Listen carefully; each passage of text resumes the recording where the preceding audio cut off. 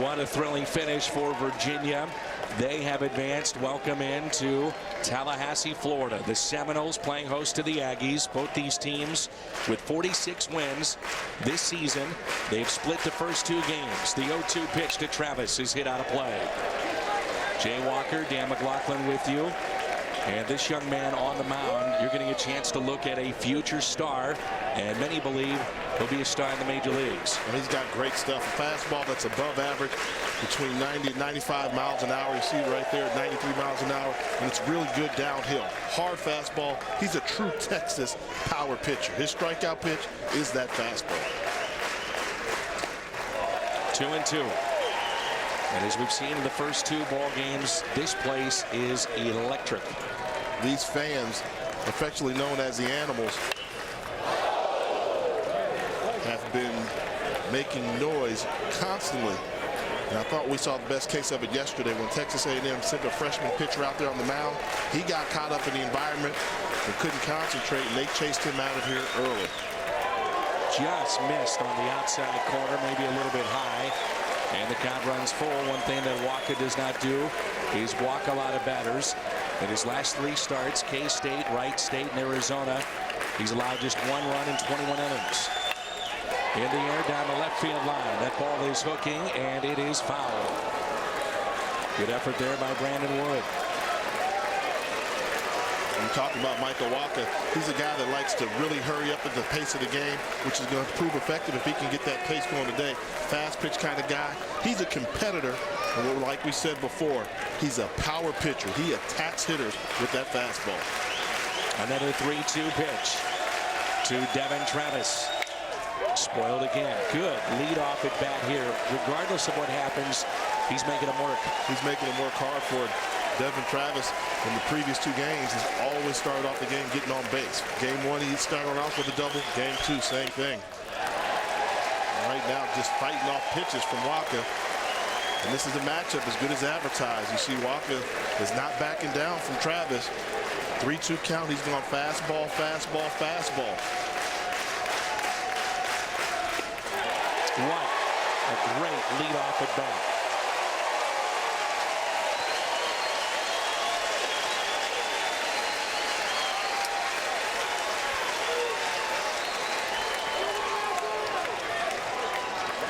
Listen to this crowd here. I mean, they are active, very knowledgeable baseball fans here. And talk about the tradition of Florida State baseball. I think you got to include the Animals as part of the tradition. Rafael Lopez is the hitter. Mike Martin stacks his lineup righty-lefty until you get to the bottom three. And that bottom three was the difference in game number 2 last night. Texas A&M has not been to the College World Series since 1999.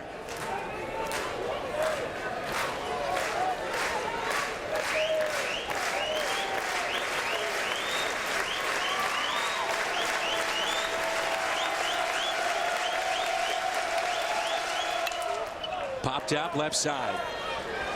Adam Smith is over. Looks up and it's out of play. Rafael Lopez, a former middle infielder, converted to catcher, and that's something that the Seminoles have done before.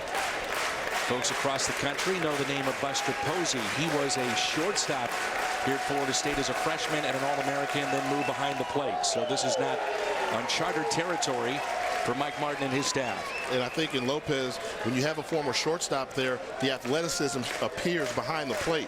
Talk about a guy that's a terror on opposing running games. He's throwing out base runners at around a 40% clip. That's really effective behind the plate.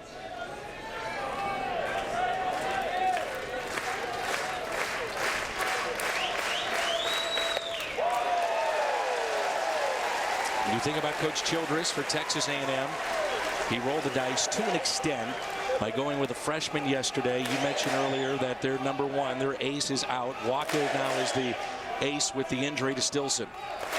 Ground ball right side. Step on the bag for one. And out at second. They get the double play. That was a great job by Jackson, realizing that the first baseman had gotten the force at first and you had to apply the tag. It wasn't that accurate a throw, but Jackson showing a good job of locating the base runner's leg. See him come off the bag, and he's going the opposite direction, but still had the ability to slow down and lean and make that tag to get the double play.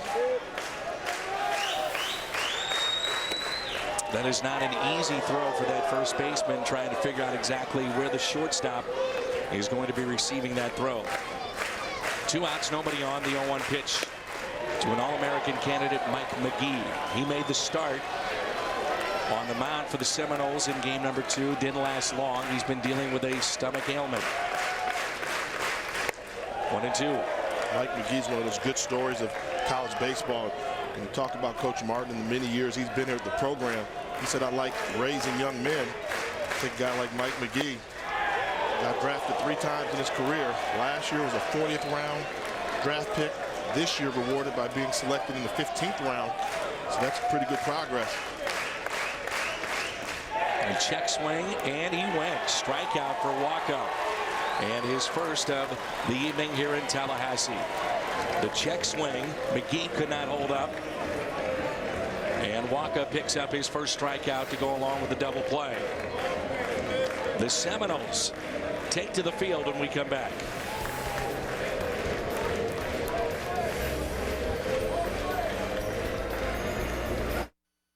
The NCAA Baseball Super Regionals is presented by the Capital One Venture Card with double miles on every purchase every day. And in part by Lincoln. It's not just luxury, it's smarter than that. Jay Walker, Dan McLaughlin, Tallahassee, home to the Seminoles. Dick Howser Stadium at Mike Martin Field. And let's take a look at the lineup now for Texas A&M. And you've highlighted the second and third place hitter. These guys can really get it going. Yeah, this type of contest, if Texas A&M is going to play their game, they're going to need to be very aggressive on the base pass. Between Bratson and Yangle, they've got 45 of the teams over 100 stolen bases on the season. So if they can get on the base pass, they've got to get active. Hunter Scantling, folks, this is one of the biggest pitchers in college baseball. 6'8", 270, a right-handed junior from Jacksonville, Florida. And with Scantling, he's a guy that he's their 3rd starter, but he's got some good quality wins. Pitched twice against Florida, pitched very well, also against Miami and Virginia. So they think he's a guy that can go out there and win the big game when needed. First pitch, a strike to Tyler Naquin, the right fielder who's batting .390 this year. Left-handed batters against the big righty, hitting just .148 this year.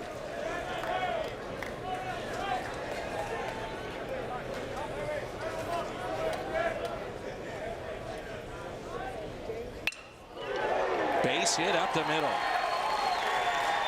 The speed of Naquin is aboard for Texas A&M. Good swing here by Naquin, and talked to Coach Childress before the game, and he actually thought Tyler Naquin's going to have to show up for us to win this game today, and he's off to a good start. Naquin's their best hitter on the season, highest batting average. Been very quiet in the Super Regional, but it's off to a good start today with the leadoff single. Now Bratson, and the way that Texas A&M likes to play that small ball, third baseman Sherman Johnson, who was a hero last year, has to play in at third on the grass for the Seminoles.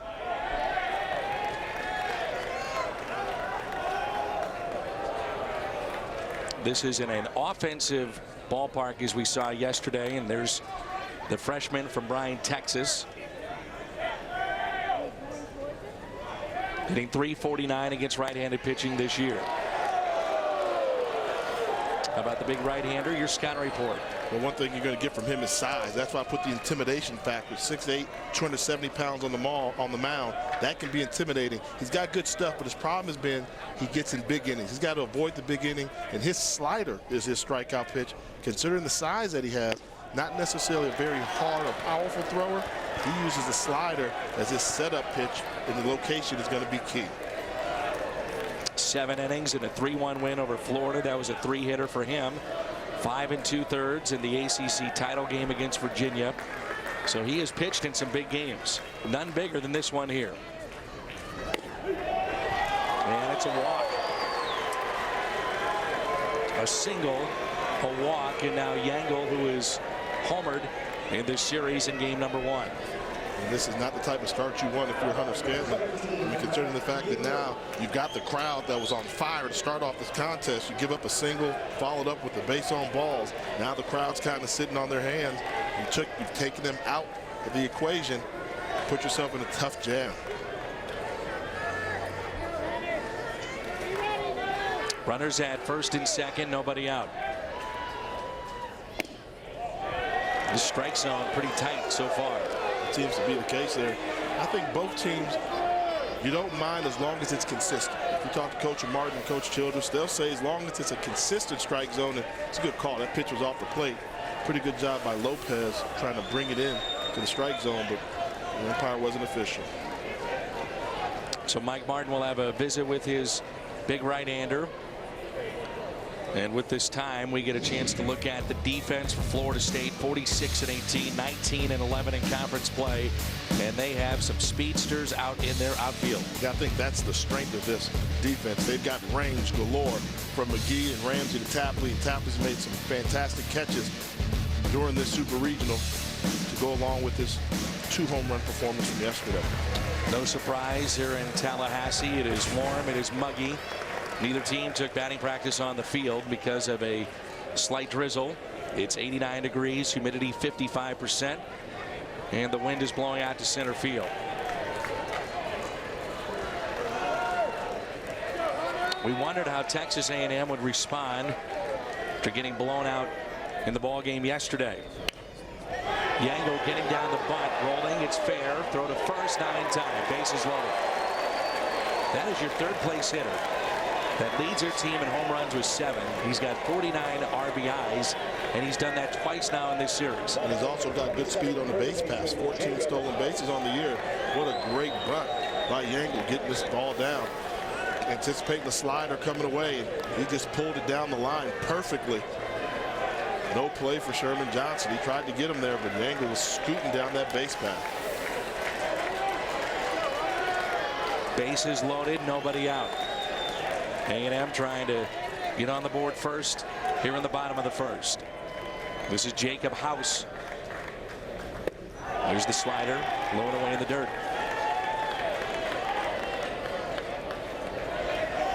What a different look that is to have a big 6'8" pitcher on the mound throwing the soft stuff. Fastball gets up there to about 88 miles an hour, but relying on that slider.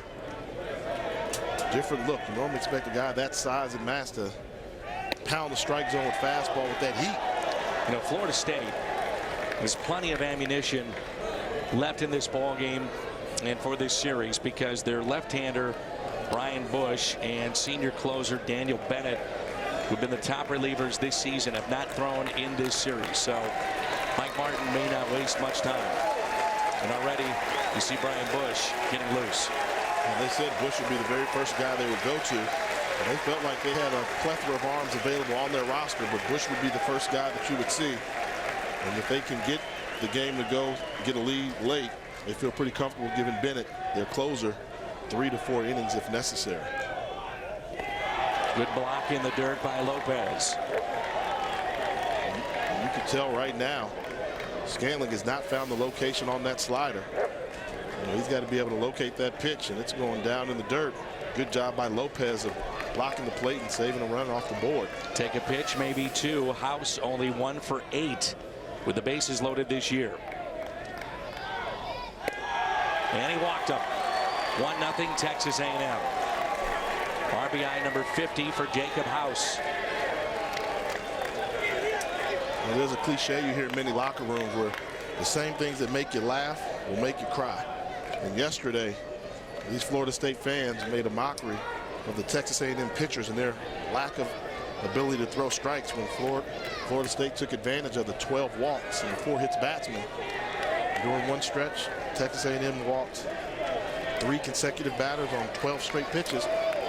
Well, they've given up 2 walks here in the first inning. It was funny yesterday, not so funny today for the Seminoles. Well, you have to wonder, Mike Martin, he's been in this situation time and again. How long will he stay with the big righty? Again, he's got Brian Bush getting loose. The bases are loaded.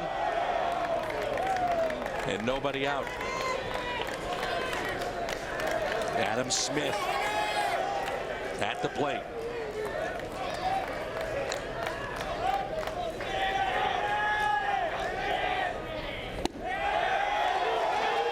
and falls behind again. Smith has been up in this spot only 4 times this year. And that'll be it. 1 for 4 with the bases loaded. And Scantling looks over at Mike Martin and realizes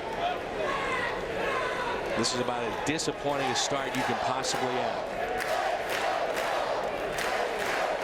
Mike Martin wasting no time. He'll go with the lefty Brian Bush. 1-0 Texas A&M. Back with more in a moment on ESPN.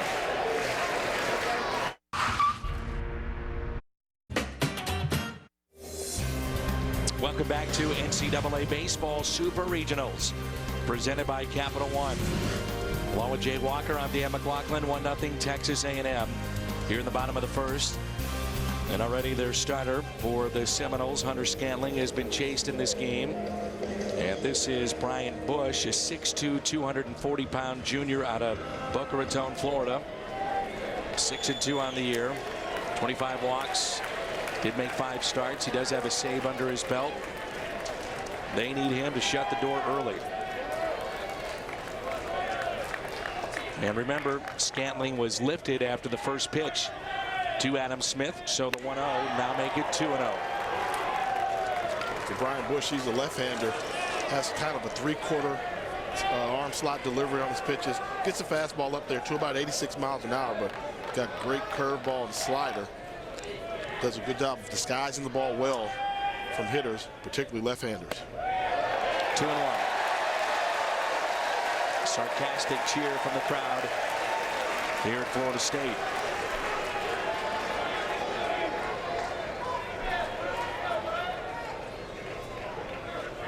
Very tough spot for Bush to come in. Bases loaded. A 1-0 count. Now he's got it at 2 balls and 1 strike. Still nobody out. In the dirt, scoots away, and a run will score. 2-0 Texas A&M. Bratson scores the second run for the Aggies. Bratson, the fastest man on this Texas A&M team. So the moment that ball's in the dirt, he's thinking score right away. It pops up. He turns on the speed. Not much Lopez can do with that one. He got the glove down. Might have kicked off of his shin guard and took a funny hop. And Bratson capitalized. Runners at second and third. 3 balls, 1 strike. Catcher Gonzalez on deck. Outfield is straight away. Off speed pitch in there for a strike. As Smith flipped the bat. That's not how you make friends with the home plate umpire. Not at all. I mean, not on the pitch that was that close. A lot of movement on this ball coming from the big left-handed pitcher, but yeah, that's not a no-brainer. You don't flip the bat like that.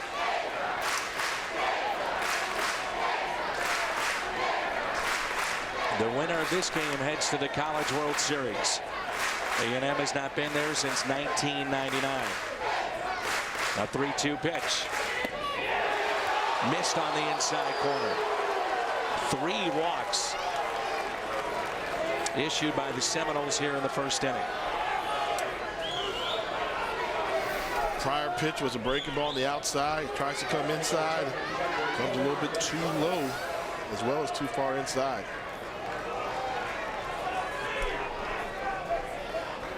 The catcher Gonzalez is hitting .245. 5 home runs, 26 driven in. And he could do a lot of damage here in the first inning. Already 2-0. Hit out of play and foul. Florida State right now definitely want to try and get a double play ball. Try and keep those runs off the board. And more importantly, you've got to minimize the damage. Already been off to a tough start. 3 walks in the inning. What you got to do right now is just minimize the damage, and it starts by getting one of these Aggies out.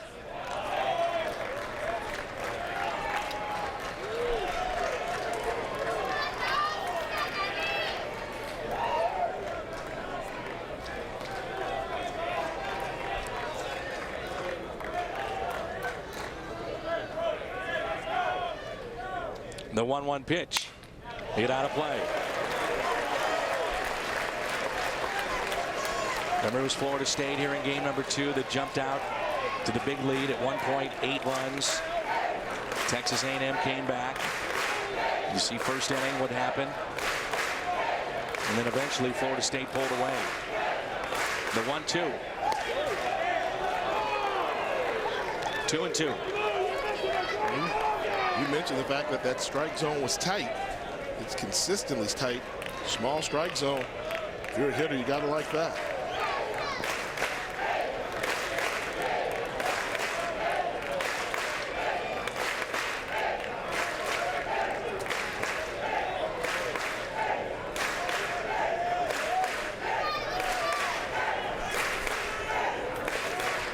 The 2-2.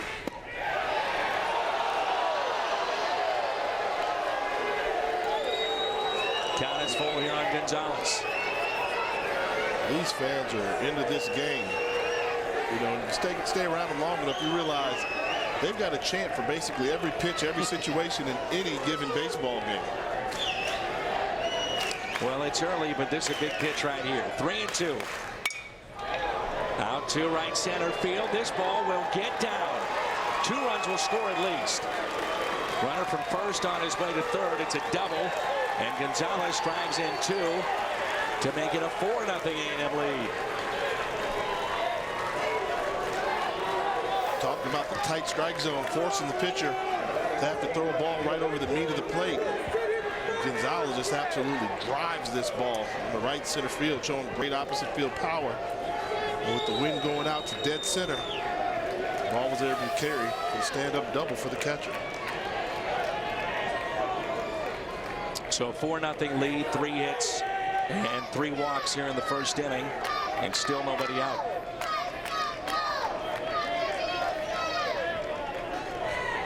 Sooner or later at this point, we talk about minimizing the damage. It starts off with at least getting 1 out, so you get yourself in a position to get out of the inning. But you come up with a walk, and then give up a double. You come out first pitch, another ball. And Jay, you can sit there and talk about the strike zone all you want. You can't pick. You've got to be aggressive. You've got to be aggressive. You've got to go after the hitters. Pitch the style of the play that you're used to doing.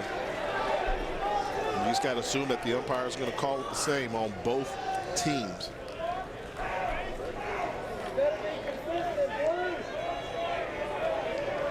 And I imagine if you're Florida State coach Mike Martin, you couldn't think of a worse start to this contest. 1-1, a little chopper to short. That'll score a run to make it 5-0. And the RBI for Wood. He's 25th. And it's a 5-run first inning so far for Texas A&M. So now they got that first out. So now you can at least start thinking of ways to get out of the inning. Do yourself a big favor if you can keep that guy at third base, Gonzalez, not allow him to cross home plate. We know that Florida State can hit, but you really are putting a lot of pressure on your bats, giving up 5 runs in the first inning. And now the infield is drawn in. And this is the shortstop, Kenny Jackson. Jackson, a base hit out to left field to make it 6-0 Texas A&M.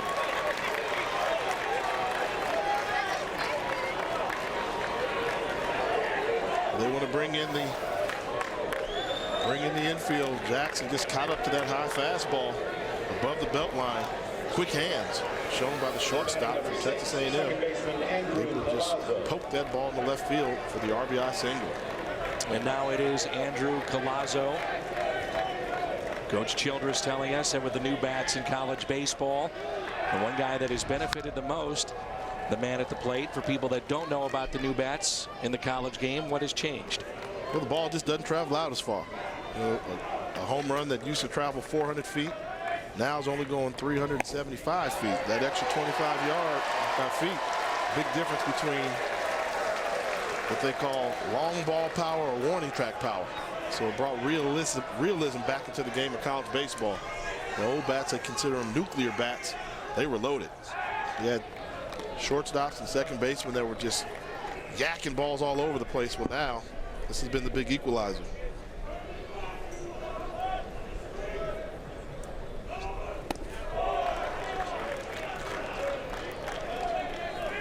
I think one of the keys, if you're looking for something, a bright spot, by having Brian Bush in the game compared to Hunter Scantling, you've got the left-handed pitcher there.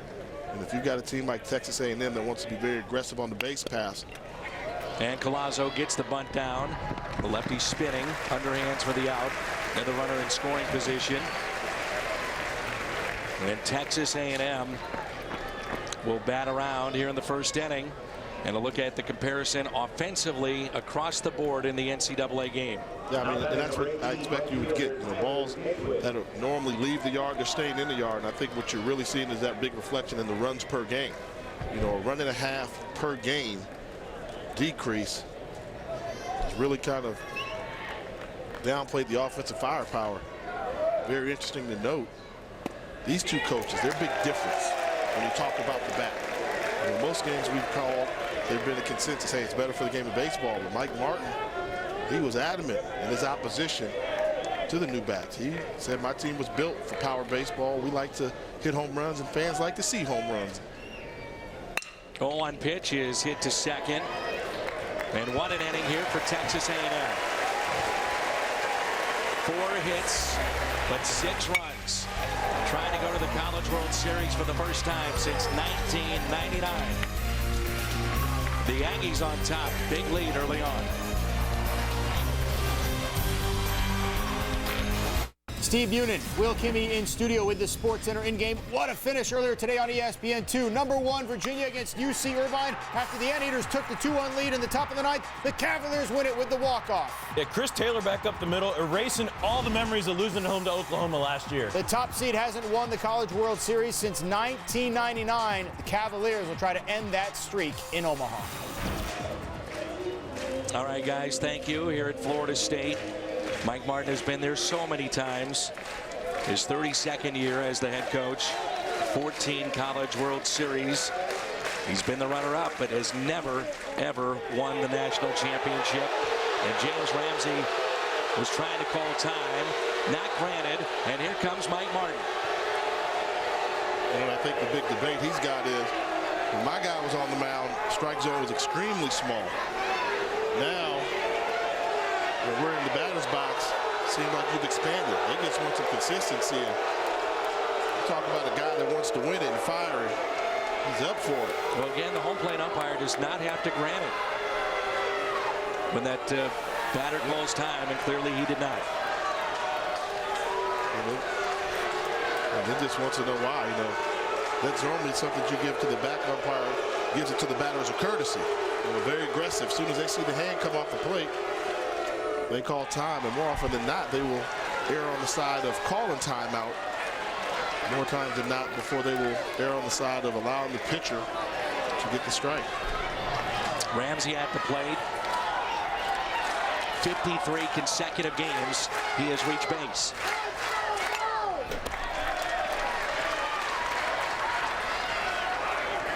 Only 10 times this year he has not reached. James Ramsey has been an absolute stud for Florida State, swinging one of the hottest bats in the country. Texas A&M has not figured out a way to get Ramsey off the bases yet. 1-2.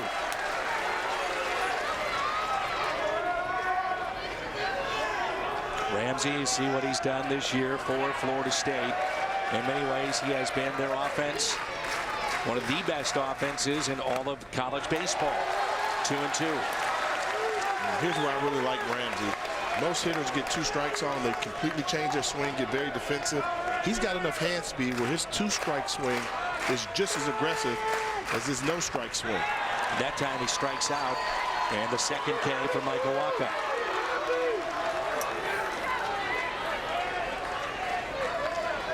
So you got a real hot batter. What do?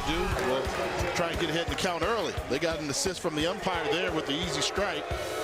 Then they went down, made him chase the breaking ball in the dirt, came right in on the fist.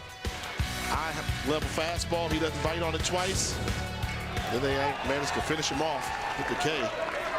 Michael Wacha showing you what power pitching looks like. Here is Jace Boyd. Falls behind 0-2.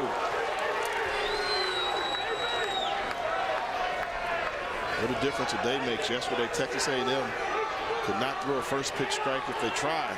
And they tried again with 6 different pitchers.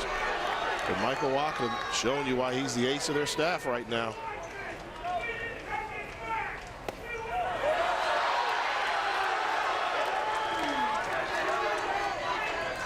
1-2 the count.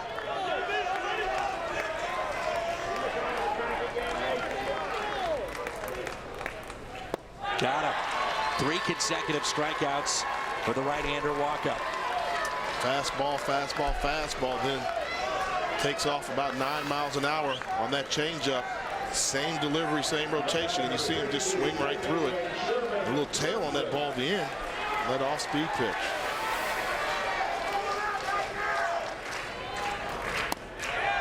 Pitching ahead in the count. Strike 2, Sherman Johnson. And that's how you know Walker right now, he's in a groove. And anytime he can get that breaking ball working for first pitch strikes, he's virtually unhittable.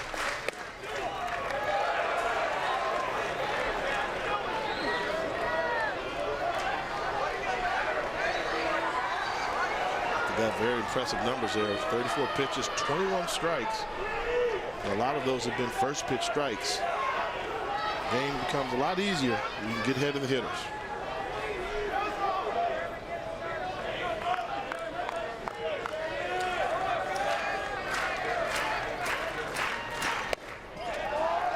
Two and 1.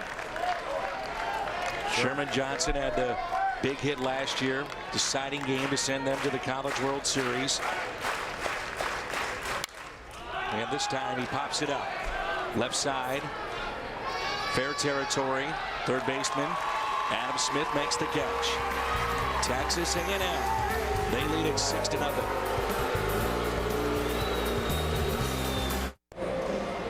Super Regional presented by Capital One, and it's 6-0. And along with Jay Walker, I'm Dan McLaughlin. We move to the bottom of the second, and right now, if you're Florida State, you're Mike Martin. How do you get back in this game? Well, they got to start off by having their pitchers throw strikes. They had 3 walks in the first inning, and Texas A&M capitalized, and they've got to get base runners on there. Right now, Michael Wacha has mowed down 3 of the 6 batters he's faced from Florida State. So Mike Martin had a conversation with our home plate umpires. We went to break.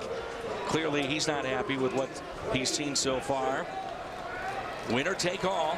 1 spot left for the College World Series between these 2 teams. First pitch is a strike.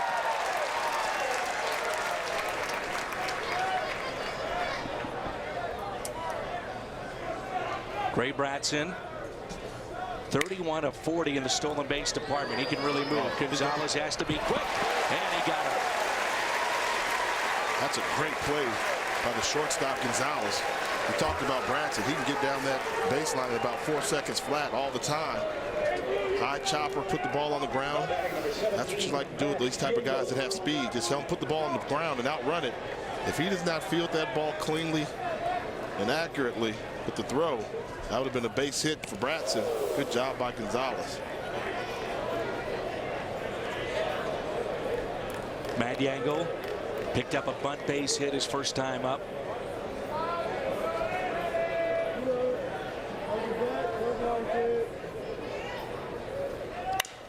And a ground ball to second. Quickly, 2 down. Coverage of the NCAA College World Series begins on ESPN Saturday. First at 2 Eastern, number 6 seed Vanderbilt takes on number 3 North Carolina. Then at 7, it's Texas and Florida. Great matchup they've got there. Vanderbilt making their first trip to Omaha. How about that? Hard to believe all the talent they've had coming out of Nashville. Commodores finally got over the hump, led by Sonny Gray. Fantastic pitcher. And then Augie Garrido. Texas had their back against the wall, not just in the regional, but in the super regionals as well. Facing an elimination game, they came through and advanced. 1 ball, 1 strike. Jacob House, 2-1. Take a look at the reaction time of Jacob House. We talked about how Bush does a good job of hiding the baseball. I mean, House is not seeing that ball to the very last second.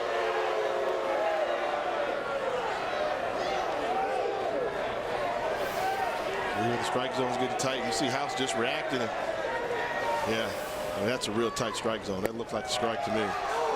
And there's ball 4 to Jacob House. And it brings in Adam Smith. So 1 spot remains, and these teams are headed to Omaha in the College World Series. who will be here tonight, either the Seminoles or the Aggies of Texas A&M. Yeah, it's so rare that you see all these national seeds advance. You've got 6 national seeds right now, and if Florida State were to win, they would be the 7th national seed to make it. Texas A&M thought they should have been one of the national seeds. Came into Tallahassee with a little bit of a chip on their shoulder, and early on might prove the skeptics right. The 6-0 lead. Off-speed pitch, tap foul. And one of the reasons why they dropped and did not have that national seed, the staff ace, John Stilson, went down. He had a shoulder injury late in the season that cost them. And an 0-1 pitch. Going back to Stilson, you can understand why. If a team loses their ace, then typically say, well, they're not the same team they were. But for Rob Childress, he said, you can say that, but if you take a look at the numbers, during that same stretch, we won 9 out of 10 ball games. Hammered out to deep left field, and this one is at the track. It's at the wall. Goodbye. 2-run homer for Adam Smith. 8-0 Texas A&M.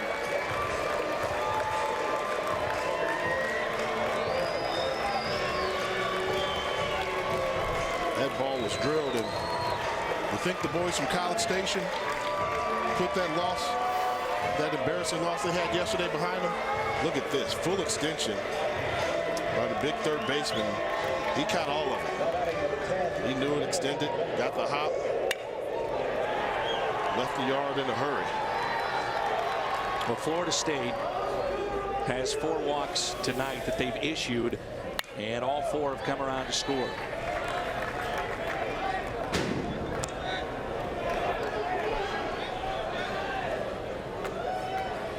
Pitching staff gave up 16 hits yesterday. Texas A&M bats today trying to make up the difference. They're on a tear. 2 innings into this game, 5 hits, 8 runs on the board.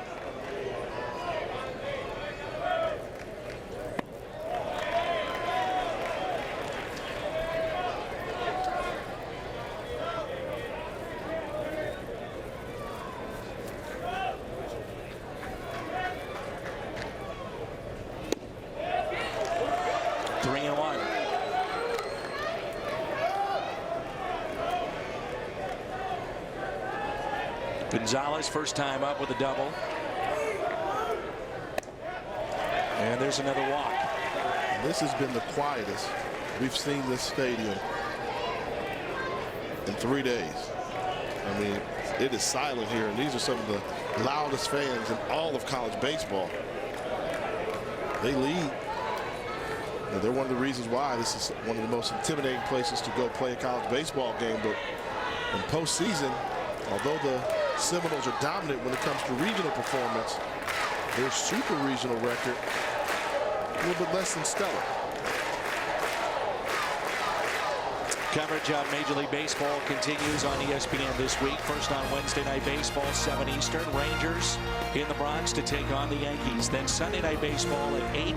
Derek Jeter continues his pursuit of hit number 3,000.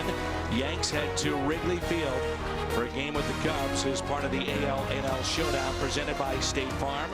Major League Baseball on ESPN Wednesday and Sunday night.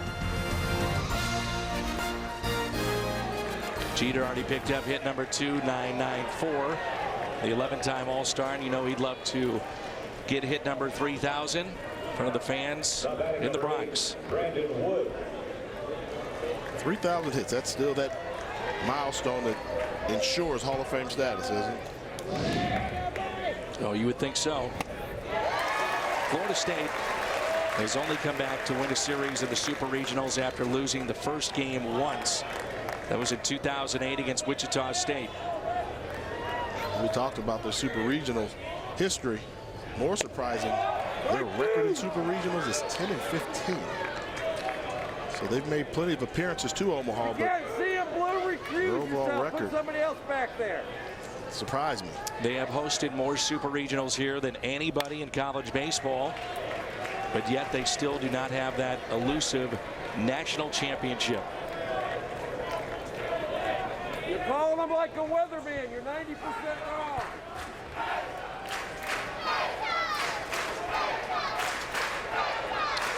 One ball and 2 strikes on Brandon Wood. And you asked Mike Martin the other day, you said, you've been there so many times. How frustrating has this been for you not to come away with that national championship? You know, and he starts it off by saying, first and foremost, let's get it straight. I want to win the thing. I coach to win the College World Series. But he refuses to allow that to define him and his program and his legacy here in Tallahassee. Strikeout of Brandon Wood. The first of the night for Bush. Adam Smith, his 6th home run. A 2-run shot. 8-0 Aggies.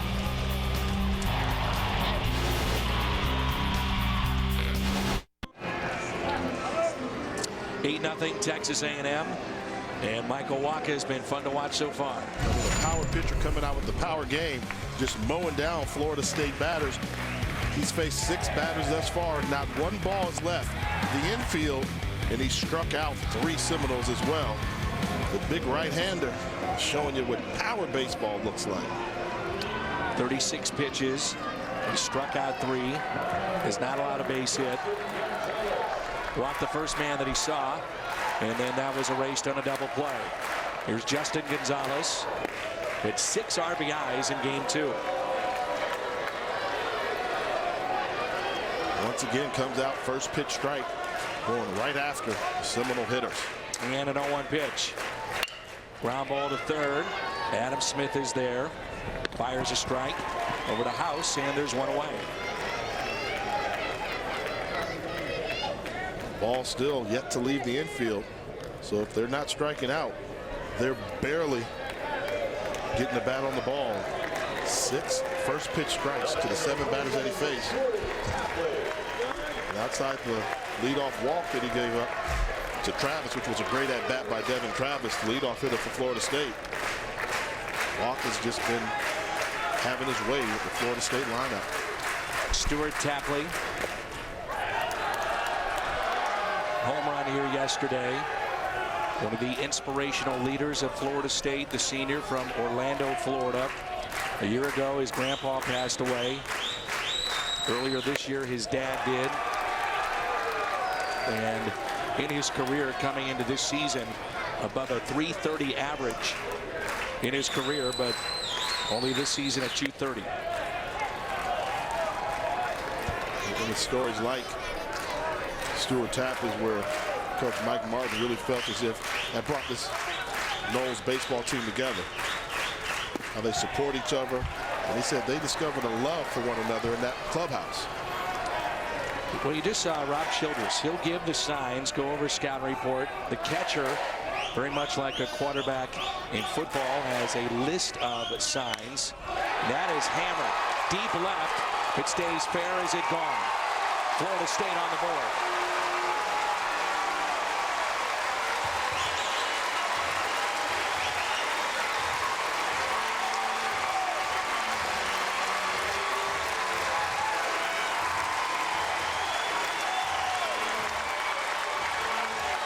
Stuart Tapley, 3rd home run in 2 days. Got all this pitch here. Fastball, a little bit up, belt high. He caught all of it.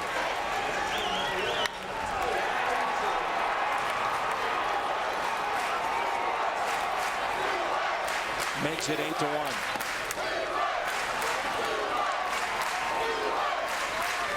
We were talking about in the college game. Catcher looks down, he gets the sign. And Rob Childress, very interestingly enough, said, I will offer my suggestion. But if a pitcher doesn't go with it, it doesn't upset me. He understands better than anybody how he feels that day. And that's not always the case in college baseball. Yeah. Now, I'll tell you, it takes a lot of courage to shake off your coach. See, as a pitcher, I can shake off the catcher. Foul territory, run down by Naquin. And Easterling is retired, the two-way star. Florida State football and now here in baseball. He was recently drafted. And we're back to the top of the lineup for Florida State. Easterling, 27th round draft choice by the Chicago Cubs organization. And now Devin Travis has proved to be a very functional leadoff hitter, trying to see if he can get another rally started with 2 outs. And the idea of having Easterling down in that 9th spot in the lineup, Mike Martin telling us that for him, it's a situation of having back-to-back leadoff men. This won't help. Popped up to the right side. House in fair territory makes the catch. The Seminoles get on the board. Stuart Tapley with his 7th home run. And it's 8-1. 8-1 in favor of Texas A&M. We're in Seminole country, though. Tallahassee, the home to the Florida State Seminoles. And if you're wondering, it's a best-of-3 series if you just tuned in. And yet Florida State, the visiting team that's decided with a coin flip before game number 1. And this is Kenny Jackson. Jackson a bouncer to second. And there's one away. Texas A&M, well, really both these teams loaded with prospects for Major League Baseball. And you see the ace of the staff, John Stilson, in spite of the injury, still drafted in the 3rd round. Ross Stripling, who we saw pitch a phenomenal game 1 against Florida State, drafted in the 9th round. Nick Fleece, also their closer on this staff, was drafted. Brandon Perrin, another pitcher, was drafted. On the bottom of that list, Steve Martin, big right-handed kid with a lively arm, selected late in the draft. Out of play. 1 ball, 1 strike. So there's some talent on this team, and you get a good look there at John Stilson. You talk about a guy that was having a phenomenal year. 1.68 ERA. 92 strikeouts and 90 innings pitch. Stilson's a quality talent. Just imagine if he's the ace of the staff, and we're watching Michael Walker, who looks very good too, let you know that Stilson can really deal. Collazo sacrificed his first time up, the 1-2. Ground ball to second again. Well, Bush now has really started to settle in this game. Yeah, it'd be really imperative if they can get a 1-2-3 inning to allow Florida State to try and get some more momentum after putting that run on the board with the home run shot by Tapley. Top of the lineup again, Tyler Naquin, who was singled and scored back in the 1st. It was a 6-run first inning for Texas A&M, and a 2-run homer in the 2nd, and they lead it 8-1. I think outside of the 1st inning, Bush has done a decent job. Disappointing effort by Hunter Scantling, the starting pitcher for Florida State, did not record a single out. Very unusual situation for Bush to have to come in the 1st inning. And that's a thing too, from your perspective, being a former minor league pitcher and NFL quarterback, you know, you saw where he really wasn't ready. He wasn't getting loose. The mindset is, I probably won't have to pitch in this game until middle or later in the ball game. But all of a sudden, Bush, as you mentioned, after 5 hitters, had to come in this game. Yeah, and as a relief pitcher, your mindset kind of changes because you get to observe the game a little bit and see who are some of the hot hitters and what didn't work with the starting pitcher. In this case, he came in and there was even a ball on the count, so they brought him in mid-count. Gonzalez retires Naquin. We head to the 4th. Lopez, McGee, Ramsey coming up. Texas A&M leads at 8-1. Steve Bunin with this SportsCenter in-game. Right now on ESPN, the Yankees and Indians are playing a game. Derek Jeter singled to left field in the 1st. That leaves him 6 hits shy of 3,000. He grounded into a fielder's choice in the 2nd. Again, that game on ESPN. All right, Steve, thank you very much. It's 8-1 here in our ball game as we move to the 4th inning. Lopez, McGee, Ramsey for Florida State.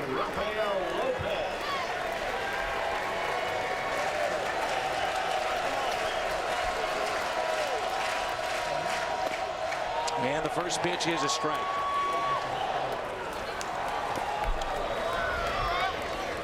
Yeah, after the 1-2-3 inning, Florida State bats ready to go. The crowd's getting into it and bringing the fans back into the game. They need a little help, so they want some momentum.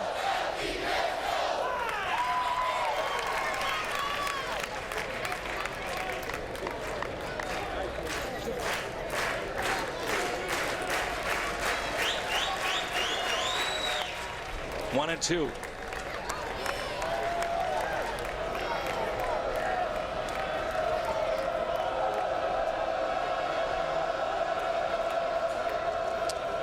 Wacha has struck out 3 so far. He's allowed 1 base hit. Home run by Stuart Tapley.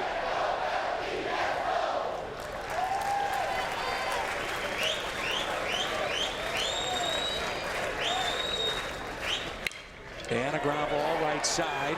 Wacha to the bag. Florida State. And their draft picks, we just saw Texas A&M, the highest selection for either side. We saw him in game 1, Sean Gilmartin, first round of the Braves. And Sean Gilmartin looked very phenomenal for 6 innings and got chased out of the game in the 7th inning. Then Mike McGee coming up to the plate right now, drafted in the 15th round. 2-sport star, Taiwan Easterling drafted as well. Seems like he's going to make his focus now on playing baseball. Good looking prospect, good speed on the base pass, plenty of range in the outfield. 1-1 on McGee. That's a tough pitch to hit right there. Expecting to get a 94-mile-an-hour fastball. And all of a sudden, Wacha slows it down and gets you with a 77-mile-an-hour changeup. And one of the things I really like about Michael Wacha, he's not shy with that fastball. 8-1, you wouldn't know it. Crowd is still into it.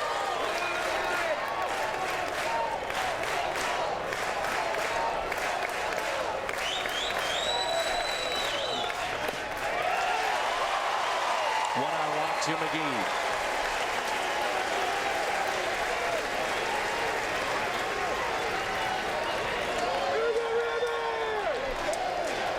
That's one of the advantages, even though Florida State's not the home team of hosting the regional. Coach Childers thought this was something that his kids deserve to host a regional, super regional down in College Station. But they seem to be dealing with the adversity of playing on the road pretty well.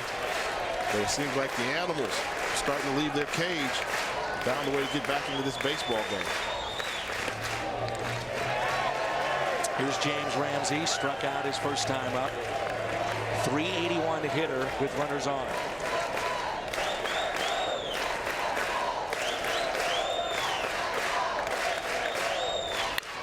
Ground ball to first. Foul ball. Normally in the college game, regular season, 3-man umpiring crew. When you get to this level, super regionals, 4, like you see in Major League Baseball.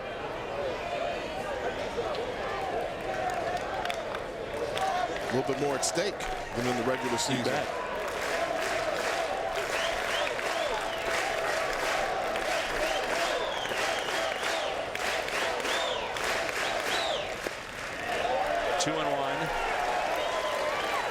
Get a look there at Michael Wacha and his mom. Karen is here. You know she's got to be nervous watching her son. There she is right there, the ponytail.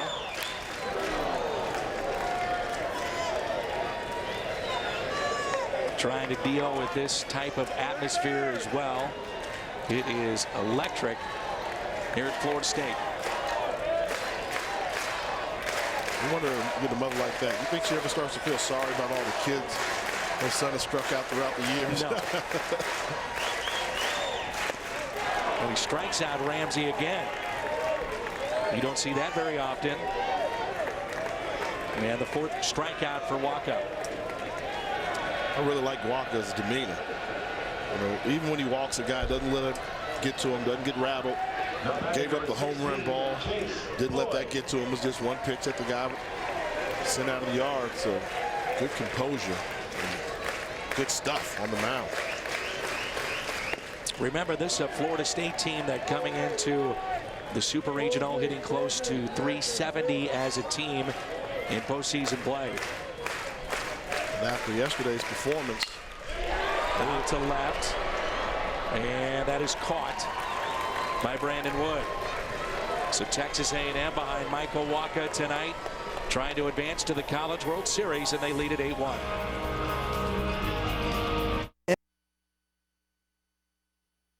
The College College World Series comes home to Omaha with a fresh look and a brand new stadium. Don't miss the emotion and excitement of the College World Series with the best in baseball battle for the national championship. South Carolina wins the College World Series. Live coverage of the College World Series begins June 18th on ESPN and ESPN3.com. Some of those tickets have been punched and one remaining. What stands out for you? Well, California, obviously, that region there, that bracket, the number 3 seed in their region advancing, going to Omaha. They took care of Dallas Baptist. And Virginia, they got there by a hope and prayer in the 9th inning. They were down to their final out, consecutive base hits and a walk-off single to send them to Omaha. Here is Bratson trying to bunt his way on against Bush. Shovel pass to first for the out. Bush now over 50 pitches, but he started to really settle in. And at this point, you leave it all on the line because there is no tomorrow. No tomorrow, and I believe if he gets in any type of trouble, you'll see another relief pitcher come in soon. But it seems like he's starting to settle down to give the bats an opportunity for Florida State to get up to the plate. Hard to score runs when you're on defense. How tough is that if you are Bush here and all of a sudden they ask you to come in, bases loaded, nobody out, could be the final game of the season, and you also come in with a count of 1-0. You just got to focus a little bit more. It's not an ideal situation, but you have to realize that you've got no room for error. You can't afford to come in there and walk a guy and make the hole a little bit deeper, but that's the mentality of most guys in the bullpen. Rarely does a guy think he's going to come in an ideal situation. Middle relief pitchers normally tend to think they'll come in against hot bats. That's why they're middle relief. Otherwise, the starting pitcher would be in there. But once you get used to it and comfortable with it, you can make the adjustment rather quickly. One out walk, and that's now 6 walks that Texas A&M has received tonight. Well, that's what you don't want to do, is start walking these Aggie hitters. They can beat you swinging the bat. So now when you're Bush, you got to go to the stretch, and then you got a guy that can steal a couple bases for you. Matt Yangle, 14 stolen bases on the season.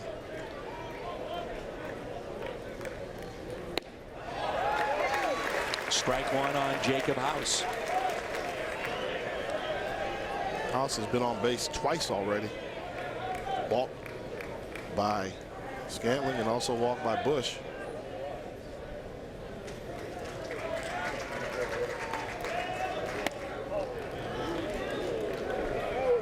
Looked to be a pitch out. I'm not sure he knew it was. Yeah, I think he got crossed up there.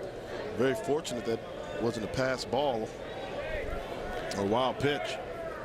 But that just lets you know Coach Martin's paying attention to these Aggie base runners. And there's a base hit into right field. So a walk and now a single. And we remind you that this Saturday at 2 Eastern on ESPN, the beginning of nearly 2 weeks of baseball in Omaha, NCAA College World Series. Visit NCAA.com, your home for all 88 NCAA championships. It's going to be exciting there. We got a new Rosenblatt. New venue.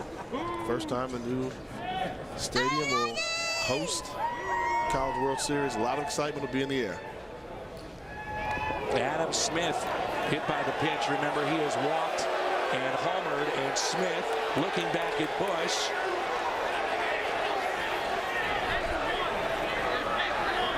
In an 8-run game, elimination type game, clearly he's not trying to hit him. Yeah, and the key is, if you're Smith, your team has all the momentum. Just go ahead and walk down the first base line now. On the other side, Smith is thinking, so is this retaliation for the home run that he hit in the second inning? I mean, because he very clearly hit him. Did he miss by this much? Yeah, but you got to know the situation, too. Not trying to hit him. Why would he? A little immaturity on Smith's part, saying something to the pitcher.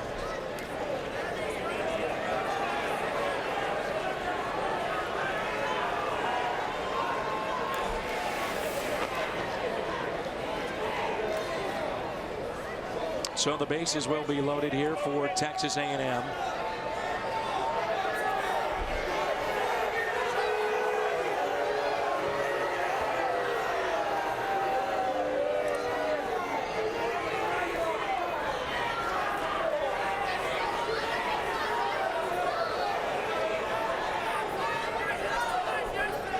I believe he's talking to him, asking, are you sure that wasn't in retaliation? Normal hits batsman. I think if it had been anybody else getting hit by the pitch, wouldn't be much discussion, but guy hits a home run, then his next at bat, he's getting plucked in the back. And Coach Field is trying to protect his guys.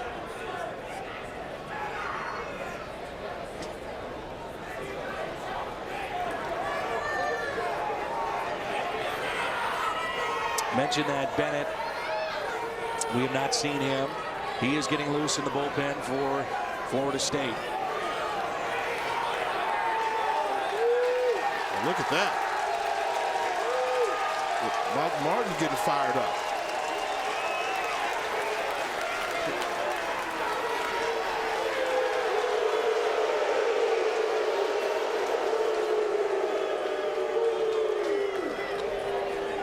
Don't worry about the age when you talk about Coach Mike Martin. Fiery. Well, again, this is an elimination game. He's not going to hit somebody to load the bases up down 8-1. There's still plenty of time to come back. This is college baseball, as we have seen, and I'm sure that's what Mike Martin is saying. He said, look, he's already walked 4. His control hasn't been great. Now he hits them in. I see that one. You know, I understand both sides of it.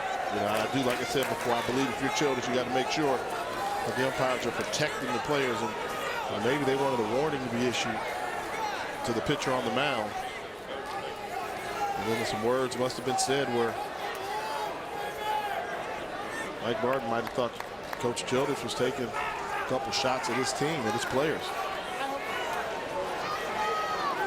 And in the meantime, Bush has just been standing out there on the mound.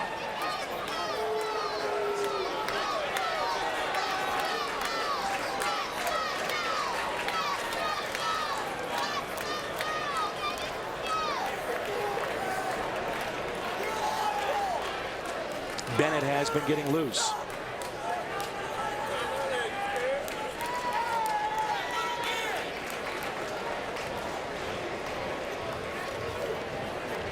So the right-hander Bennett coming in, big part in this game, even though it is 8-1, they need to shut the door.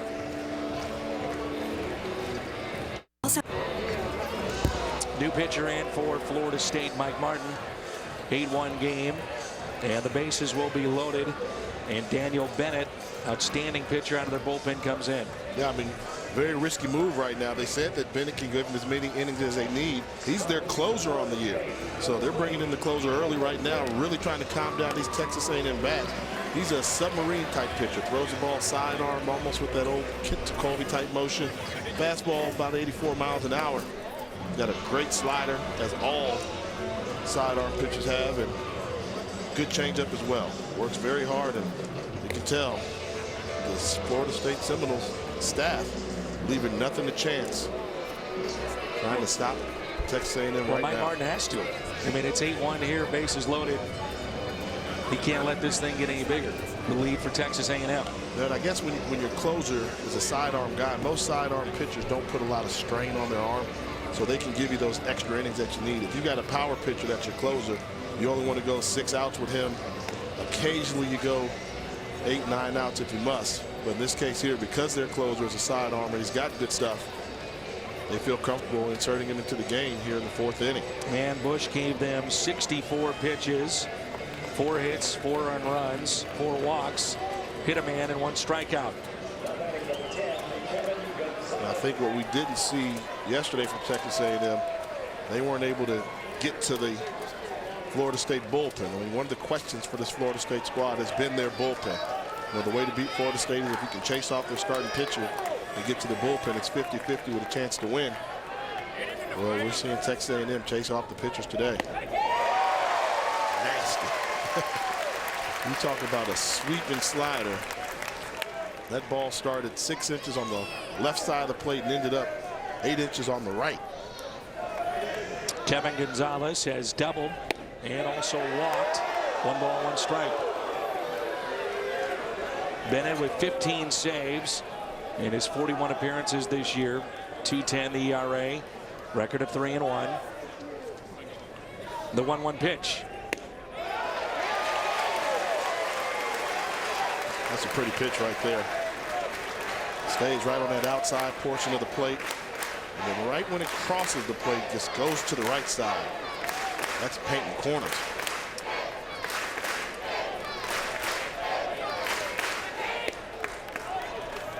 Two and two.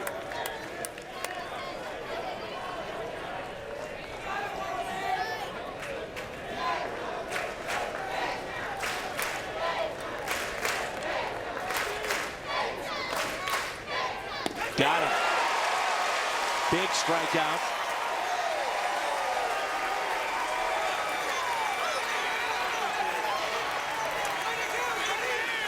Well, we talked about a sweeping angle in this side-on pitcher throwing this slider off the plate. Take a look at this. Watch where this ball starts off. You're thinking it's inside, and then it just goes all the way to the outside. He comes all the way across the body. That's just brutal. Tightly spun. See the little red dot there, typical of a slider. That's brutal on right-handed hitters. And a fastball that's taken high. Brandon Wood, ground out RBI in the first. He is struck out. And already in this ball game, Texas A&M, their 5th plate appearance with the bases loaded. In the air out to center. McGee is back near the wall, and he's got it. Bennett comes in, imploring the crowd. Listen to this crowd.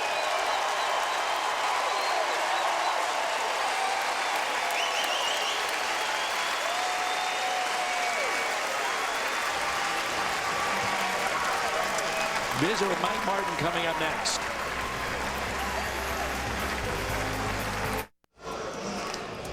Eight to 1 in favor of Texas A&M. Mike Martin of Florida State joins us. And Coach, you go with Bennett there in a key spot. We say key spot. He keeps it 8-1. Well, Daniel is the guy that's closed for us all year, and we just felt like for us to have a chance, we got to shut it down, and he did a great job of getting us in the dugout. Coach, a lot of emotion is shown down there on the field with the exchange between both coaches and the umpires. You want to talk about that? Oh, that's just part of the game. I think they thought that a pitch was thrown close to a guy on purpose, but everybody's free to think what they want to think. But if I'm dumb enough to hit somebody first and second down 8-1, somebody needs to come talk to me and teach me baseball. Coach, thank you. We appreciate it. That's Mike Martin. How are we going to teach him baseball? You're not. He will forget more baseball than you and I will ever learn, Dan. So here is Sherman Johnson.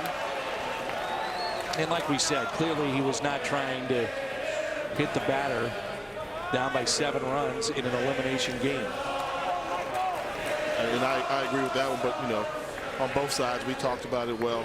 And the conversation went like we thought. Now, is this one of the most unique traditions in all of college athletics? The Section B animals in the 5th inning of every home game sing "Oh Canada." Word for word. That is ripped into right, but caught by Nate Wynn. The reason they do this, the Canadians dominated a Winter Olympics. This group saw it. They said, let's bring it to Tallahassee. Sound pretty good too. They get the words there. You know, this group called the Animals. They've got, we call it a syllabus, I guess it is. 27-page program which has opposing chants what to say to the opposition. And they lost their zookeeper, the leader of the Animals, Drew Hankin, this year. So much part of this program had a website, sectionb.com, where he followed the team. And the baseball program really misses him. They actually put a piece on him in their media guide for this season.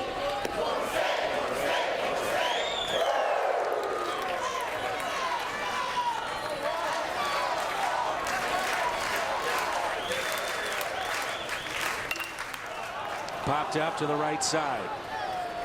House Fair territory and makes the catch.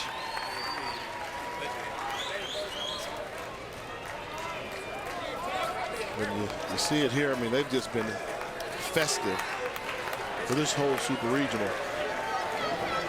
The crowd, and if Florida State can find a way to get back in this game, you know the crowd will be right there with them.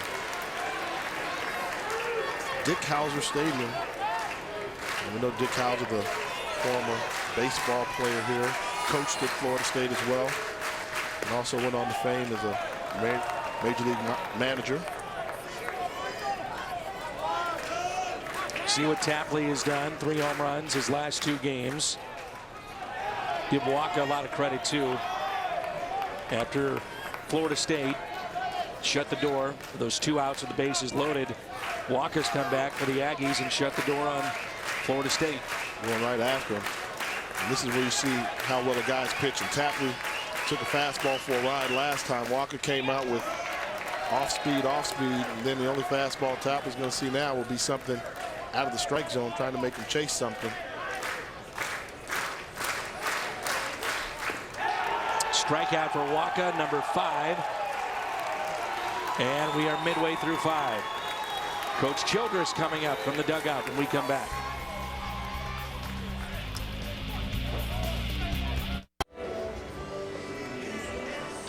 And we welcome you back. It's 8-1 Texas A&M, and a chance to visit with Rob Childress, who's the 6th year at Texas A&M.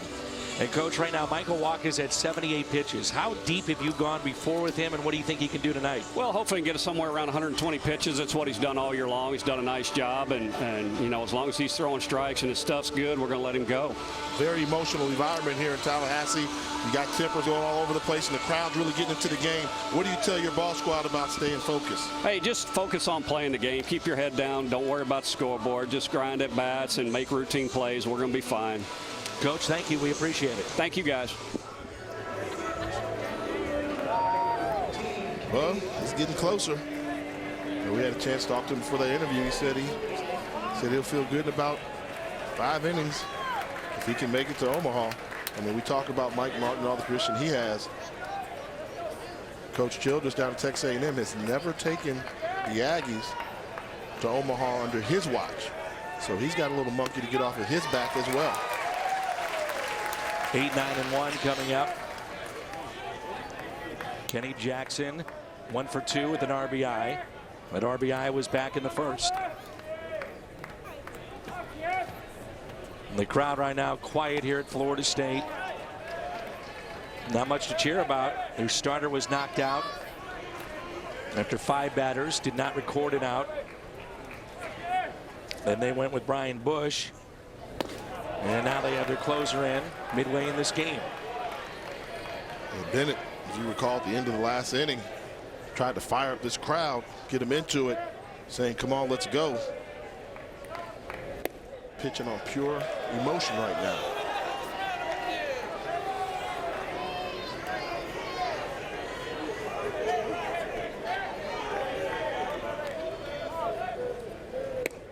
And it's a leadoff walk.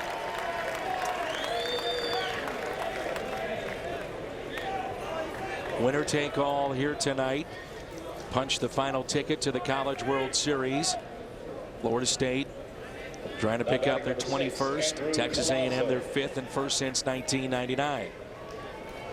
And we talked about when we saw this matchup, very tough draw for Florida State. And many people thought that Texas A&M could have been a #1 national seed. And 2, I know a number of baseball insiders that thought they had the talent to win it all. How about the spin on that baseball? Off the end of the bat for Colazo. Runner advances to second. And Devin Travis started out going to his left, had to move back to his right. Yeah, it was like he shanked his cue shot. Ball had a lot of spin. It was dying before it got to second base. Now batting number 18, Tyler Naquin.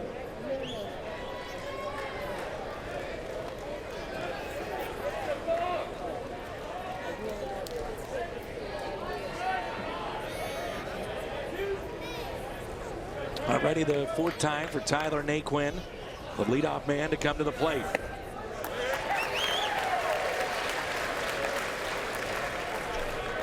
Florida State with just one base hit. Texas A&M with 6.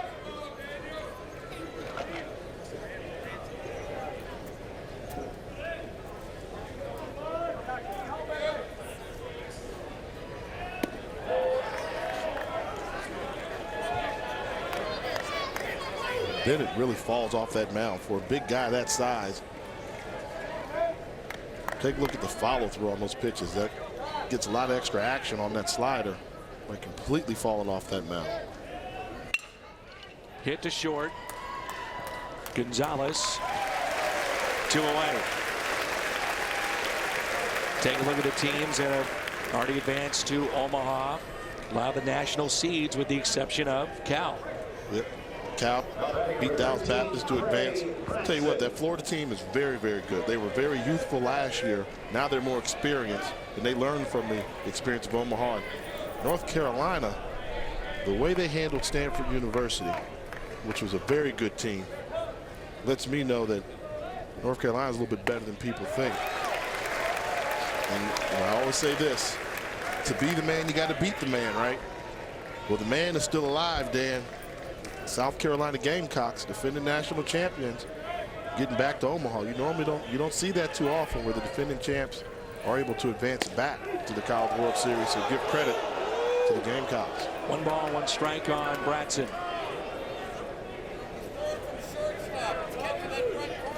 He's hitting .410 with runners in scoring position this year. What a good save there by Lopez. Talk about the athleticism behind the plate. You got a sidearm pitcher throwing sliders that are out of the strike zone.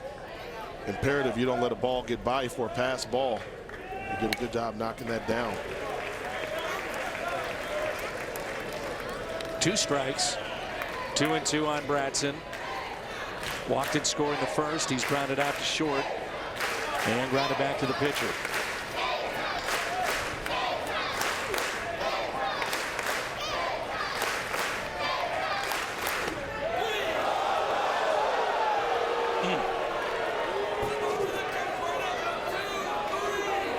Take a look. We know Lopez does a good job of framing. See, is this ball? Oh, yeah. See, Lopez, he's the guy that gets these animals fired up, pulling balls back into the strike zone. It's now 8 walks issued by Florida State. 8 walks by Florida State tonight. 12 walks issued by Texas A&M yesterday, along with 4 hits batsmen as well.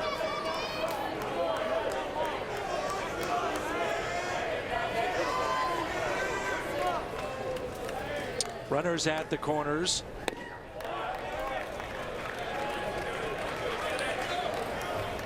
The walks really aren't a good sign for Bennett, who's their closer, who's not used to throwing as many innings as he's going to be called upon. So if the coach is going to put you in the game early, you want to go out there and throw strikes.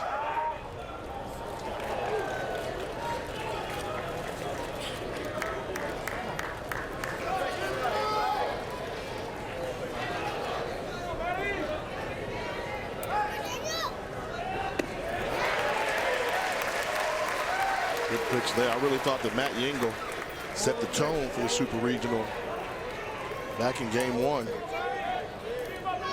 Home run, give the Aggies the early lead in that first game. To let them know that the boys from College Station came to play. Good pitch. 1-2.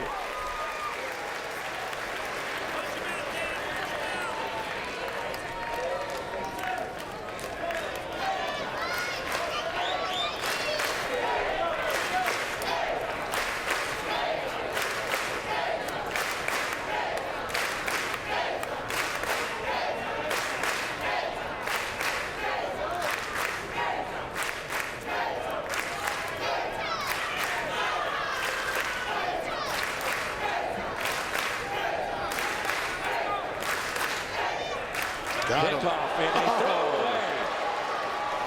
Run will score at least 1. And Bratson stops at third.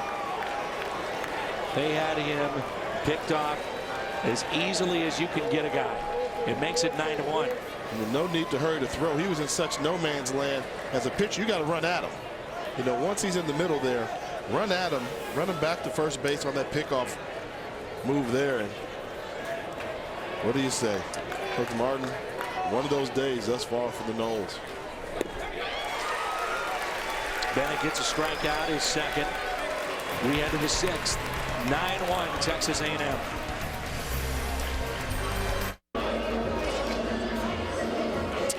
In favor of Texas A&M. Let's turn to Kyle Peterson with a Home Depot coaching clinic on throwing changeups.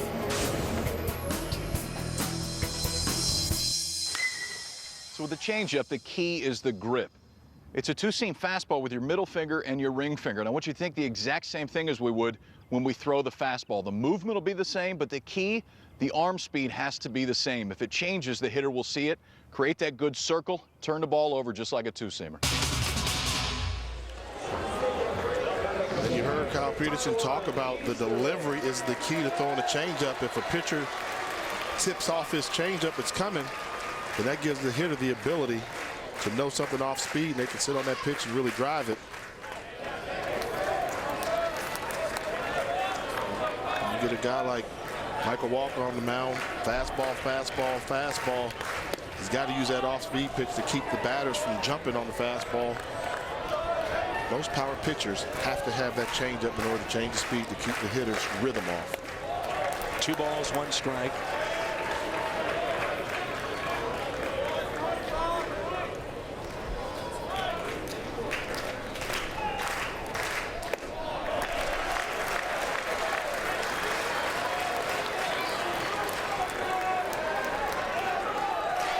Three and 1 on Easterling. And it's a walk. What have you seen with the changeup here tonight? Well, you know Wacha's not chopped the fastball, but watch what he does here against Tapley.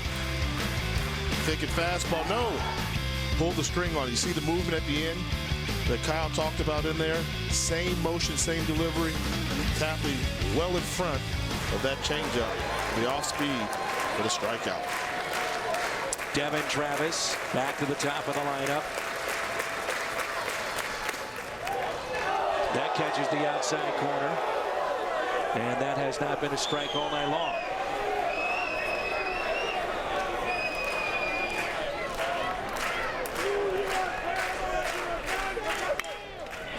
Little tapper. Tough play at third. Got him. Adam Smith with a fine play. Great play by Adam Smith. Running at full speed, the acceleration and the accuracy to throw. He's in a full sprint. He's got to get it and get rid of it quickly. No room for error on that play. Adam Smith with a great job at third base.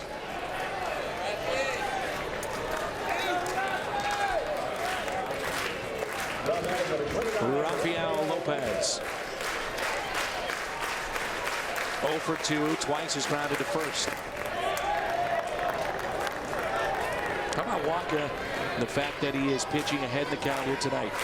Yeah, then he gave up the walk, and it comes right after the hitter with the first pitch strikes to find his accuracy in the strike zone again and continuing to challenge these Florida State hitters. And you want to, when a guy's throwing strikes, pretty tough to sit there and look at some good pitches go by. This will be pitch number 87.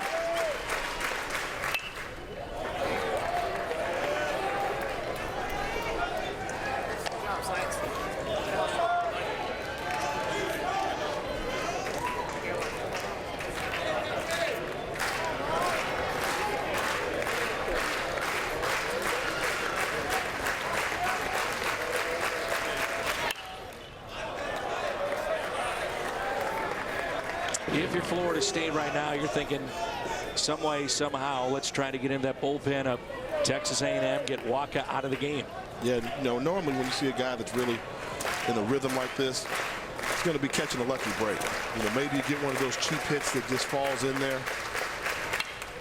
In the air out to deep right.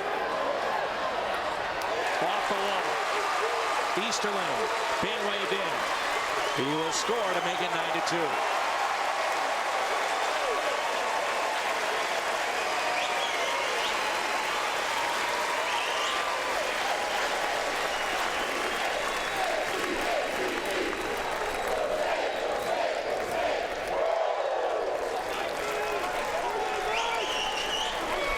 There was nothing cheap about this double banged off the fence here by Lopez. Down to the strike zone, he went and got it.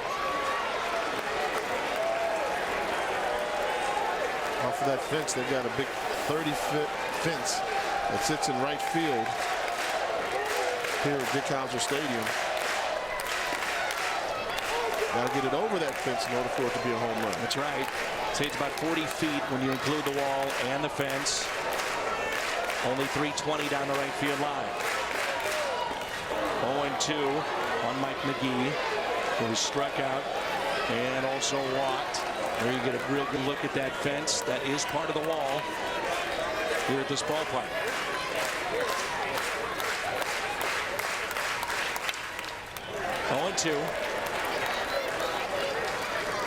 Coming into this game, we talked about what was Florida to do.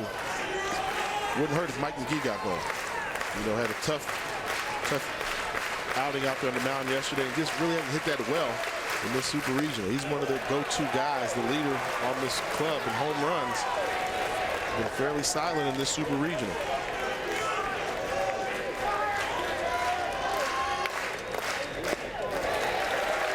Two and two.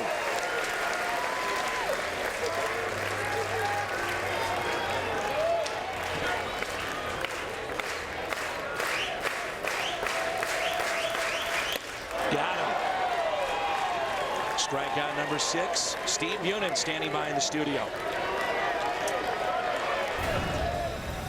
Steve Bunin, Will Kimmey with this SportsCenter in-game. The winner of this game will play South Carolina in the late game this weekend. This is the opening round of the College World Series. What are you most looking forward to seeing, Will? I'm looking to see Cal go from extinction to elation, get into Omaha. I'm just so excited for the program. UVA gets there on a walk-off. Here's Ramsey. Twice he has struck out. Who are you most forward to looking out for and seeing what kind of damage they can do in the College World Series? Trying to see if a #1 seed can actually win the whole thing. For University of Virginia, they've been playing like the #1 team in the country all season long. They're the #1 ranked team here. They almost got eliminated today, but they live to go on. Brian O'Connor's hometown, Omaha, Nebraska. Trying to see if a #1 overall can win it.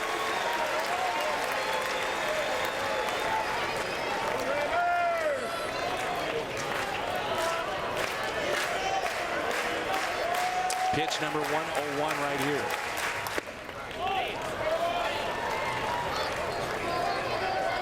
Ramsey is hitting .383 in this spot. Runners in scoring position. Trying to mount any kind of comeback that they can here in the 6th. Popped up. Third baseman Smith makes the catch. 100 plus for Michael Wacha, but they can sense it. Texas A&M lead it 9-2. Welcome to Lane Baseball Super Regionals presented by Capital One. Jay Walker, Dan McLaughlin with you in Tallahassee. 9-2 in favor of Texas A&M. The winner heads to Omaha.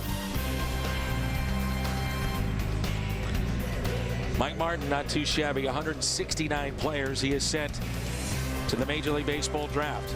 You know, and you've had a program that he's basically helped build and keep on the top for so long. Great numbers there, but I think the ones you really got to pay attention to, those 16 first-round draft picks, along with those 4 Gold Spike winners. Gold Spike Award is the college baseball equivalent of the Heisman Trophy in college football or the Wooden Award in college basketball. So he's coached 4 National Player of the Years. Pretty interesting feat. Jacob House on base 3 different times, and Bennett slings it in there for a strike. Bennett came in, bases loaded, back in the 4th. Got a strikeout and a flyout to end that inning. No damage done. With Bennett being the sidearm type pitcher, normally left-handed hitters can hit right-handed sidearm pitchers pretty good. They've got that extra second to take a look at the ball. They see it. The deception doesn't really affect them as much. They've got good vision on it. So you've got a left-handed cleanup hitter in Jacob House going against a right-handed sidearm pitcher in Bennett. House should get a pretty good look at this ball. Ooh, nice pitch. Throws him. He looked at it all right. Coverage of the NCAA College World Series begins on Saturday. ESPN, 1 at 2 Eastern. 6 seed Vandy takes on number 3 seed North Carolina. Then at 7, it's Texas and Florida. NCAA College World Series presented by Capital One on ESPN, ESPN3.com on Saturday. And there's a base hit. Adam Smith. He'll try for 2. Whoa! And they're safely. He got around that base path in a hurry. Adam Smith hit that ball, was thinking 2 all the way. I think he surprised Tapley out in left field. Tapley didn't get an all-out effort on it. He hits this one, he's down. He turns that corner, he's going all the way.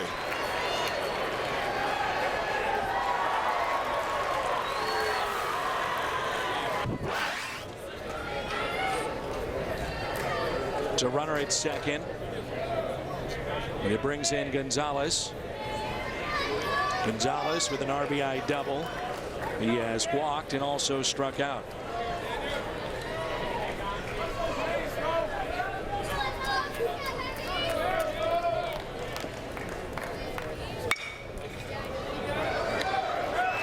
They get the lead man. Heads up play by the shortstop Gonzalez.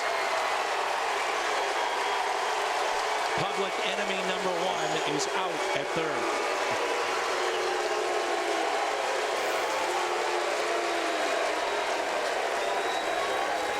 Yeah, you see, I think that's kind of a base running error there. Smith is trying to get in the way of the ball like a decoy. When he was stuck in no man's land, you got to take off running one way or the other.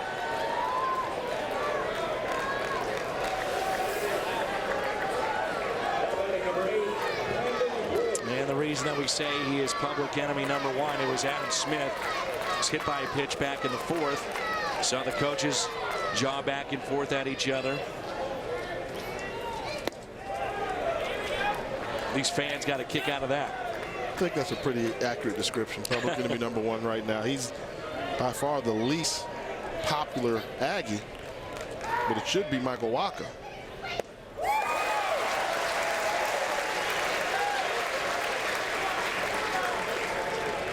The Animal fans, they need to figure out a way to get Michael Wacha's head. Not Adam Smith. His damage is done.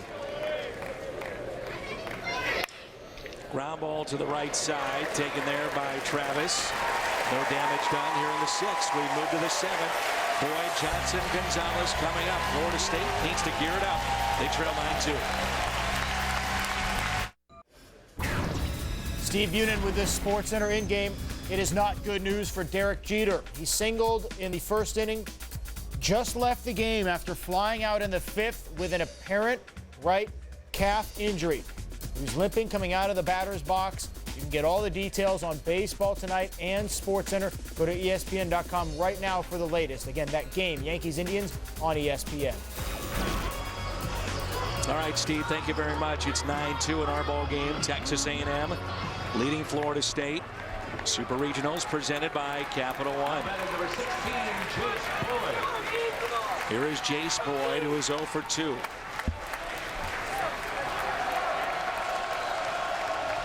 Just managing along here with Rob Childress. How much more can he get from his right-handed starter, Wacha, who's now over 100 pitches? I think this will be probably Wacha's last inning if he has his way. If he can get out of the inning pretty effectively. Leadoff base hit. Florida State hasn't had too many of those. You know, when you talk to the coaching staff for Texas A&M, they say if they bring in Fleece, they like to just bring him in for no more than 6 outs. Charlie Curl, new second baseman, freshman out of Amarillo. Now this is interesting. They bring Curl in at second base, move Collazo over to third base, and take out public enemy number 1, Adam Smith. Remove him from the game, so maybe the Animals got what they wanted. Sherman Johnson is lined up, and he has popped out 0 for 2. 1 ball, 1 strike. Sherman Johnson, one of the guys where the new bats in baseball really affected him a lot. Hit 10 home runs a season ago. Tough play. Got him.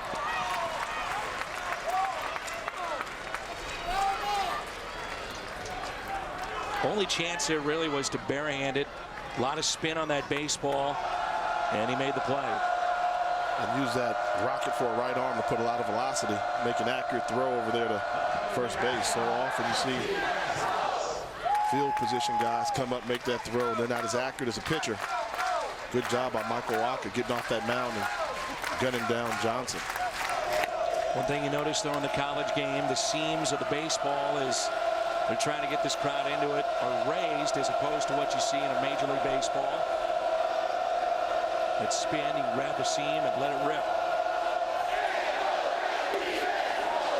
Really does help with breaking balls and off-speed stuff. Is that Deion? Deion Sanders? No, sir. Okay. They're trying to get this. They are trying to get this crowd fired up, and they're doing a pretty good job.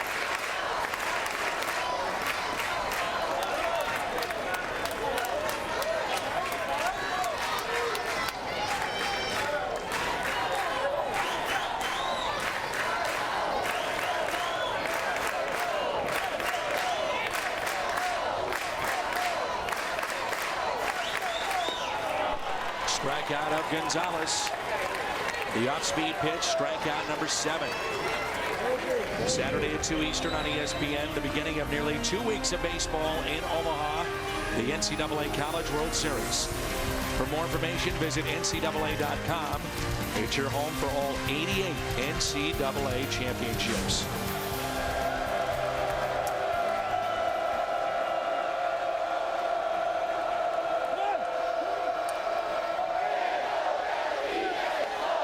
Stuart Tapley. But the concentration here, Michael Wacha, fired up crowd, but yet strike after strike. He has struck out 7. He's allowed 3 base hits. Continue to pitch it. He gets himself in tough situations.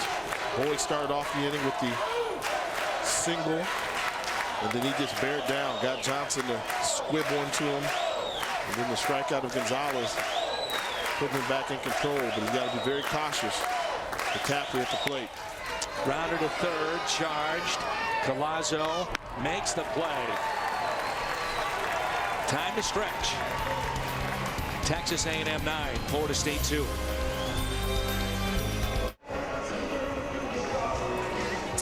Back in Tallahassee where it's 9-2. Texas A&M.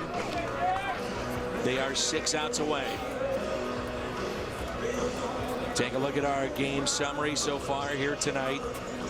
Really the story, Texas A&M and their starter Wacha with 7 innings, only 3 hits allowed, 7 strikeouts. When you consider Florida State came into this game swinging a hot bat after scoring 23 runs yesterday, 16 hits. Nowhere near that type of production tonight. And a base hit for Kenny Jackson underway here on the bottom of the 7th. It's now a season high in pitches for Bennett. You see on the mound right now. And that's one of your question marks you've got to be concerned about. They inserted Bennett to this game in the 4th inning very early.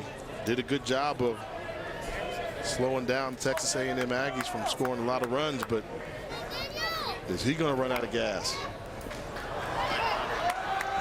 Collazo, who is sacrificed, bunts it foul. Wacha is over 110 pitches tonight. And thinking along with Coach Childress, how much longer do you keep him in this game? And you do have a very reliable closer. Yeah, Fleece is their closer, but I think you keep walking there until he gets in any type of trouble at all. And when he gives the appearance of getting in trouble, he seems to have the resolve to pitch himself right out of it. So his pitch count is getting up there, but very rarely has he been tested.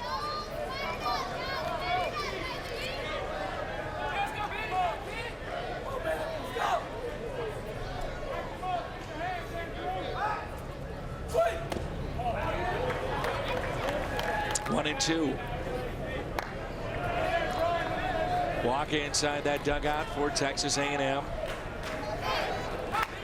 He will be dealing with Easterling, 9th place hitter, than the top of the lineup.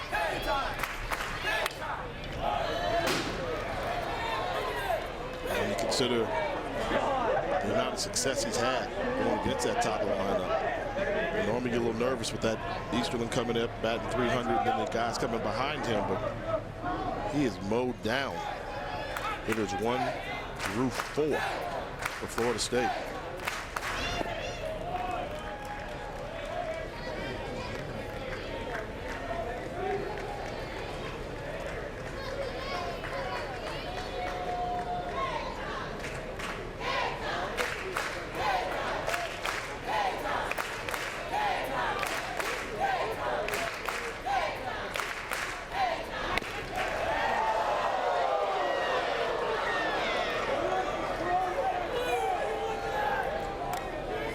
Full count here. A guy like Collazo at the plate doesn't strike out a lot. I wonder if they may try and do a little hit and run action here. Runner goes, and it's pulled foul. That was close. It's where the ball crosses the base, the third base.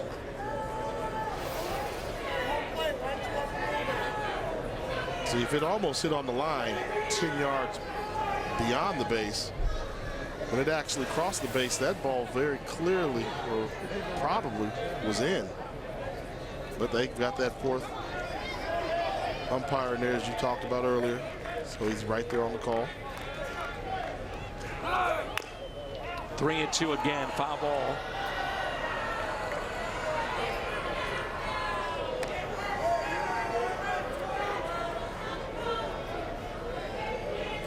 This is a good luxury you can have when you got a guy like Collazo there. You can do the hit and run. He's only struck out 29 times on the season. 2-strike hitting, but a little self-inflicted wound there.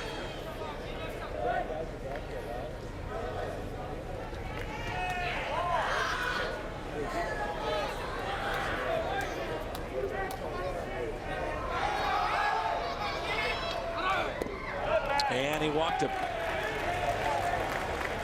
Check out ESPN Omaha on Facebook, your Facebook source for the 2011 College World Series.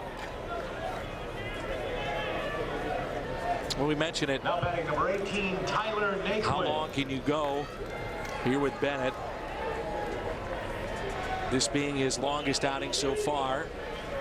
And you've got the top of the lineup, Tyler Naquin.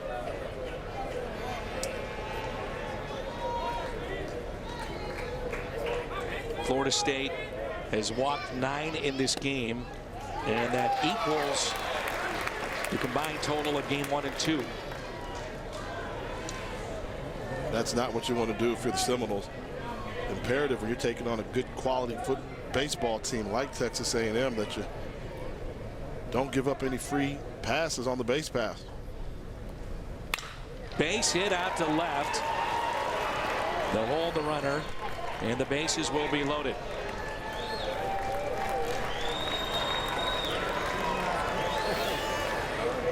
You see Tyler Naquin here. See that ball and just drive it in the left field. Let you know what kind of pulse Rob Childress has on his baseball team. He said, we're going to win today. We're going to need Tyler Naquin to hit big for us.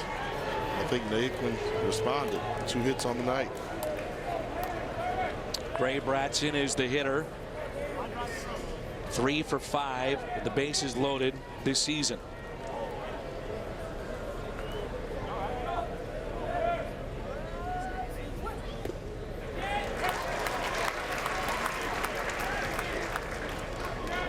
Bratson has walked twice. With a guy like Bratson up to bat, almost impossible to double up with this type of speed for the double play ball. You can really fly down the line.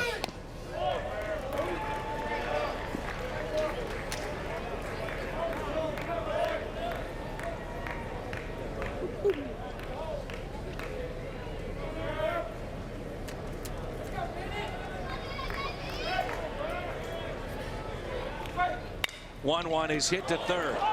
Out at the plate. Safe at first. Anybody else, that's a double play ball. But because of the speed that Branson has, well hit ball, good throw, Branson can really move down that line.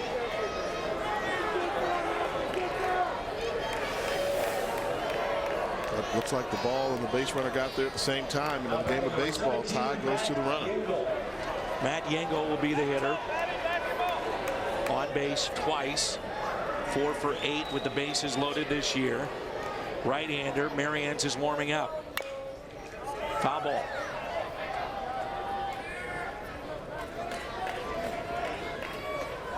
Well, Yango got the offense going in game 1, first inning of our series. We came in talking how Texas A&M was going to play small ball baseball. But he pulled out the good old-fashioned Texas whipping stick in the first inning to give the Aggies their first lead of that game, which they would go on to win.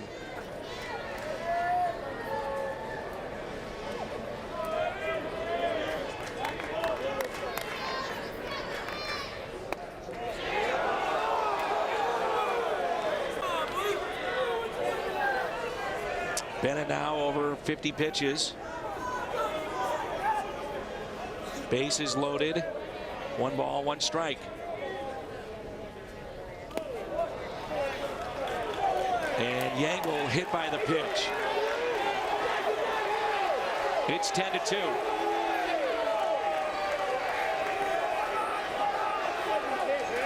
Yangle makes no effort to get out of the way of this pitch.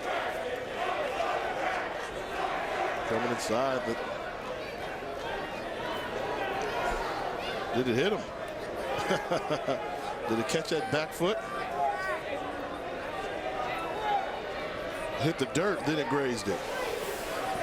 It looked like it hit the dirt, then it grazed him. You get hit on the foot, I don't care how hard the pitcher's throwing. Your leg is coming off the ground in some pain. 13th time that Yangle has been hit by a pitch.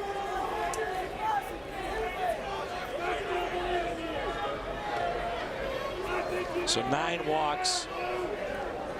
Texas A&M also hit twice.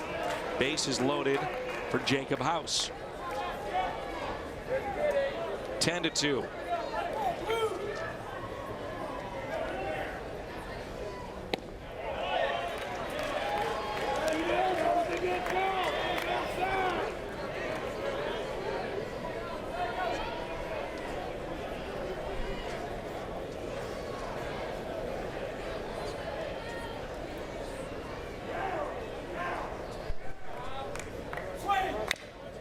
Off the plate. Nobody Fair. covering first. Base hit.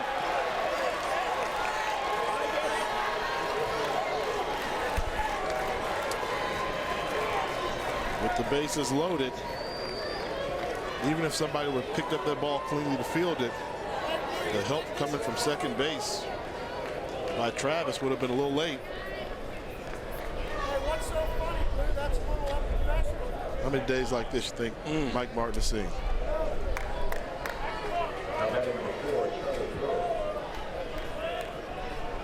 So here is Curl.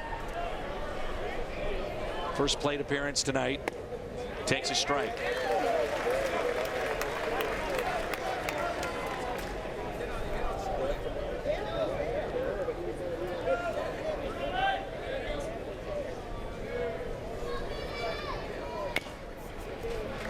Strike 2.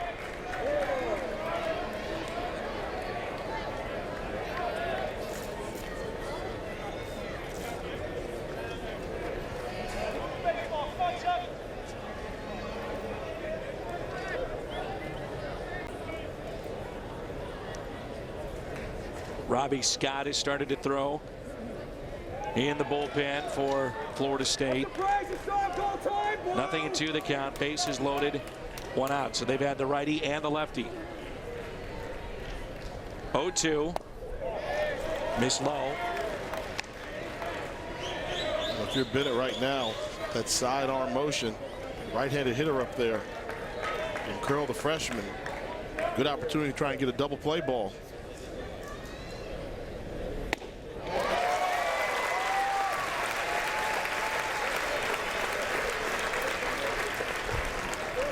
Coverage of the NCAA College World Series begins Saturday on ESPN.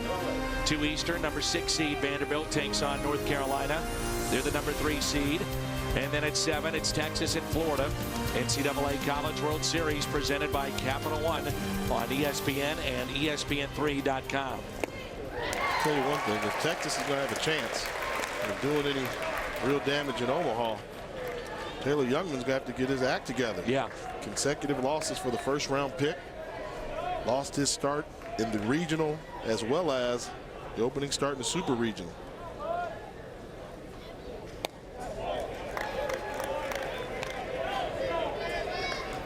A great job by Augie Garrido to get that Longhorn club to Omaha, considering in the postseason they're backwards against the wall the whole time. Elimination game after elimination game, but they found a way to come through. Gonzalez pops it up. Pitcher wants it, takes it. 11-2, Texas A&M.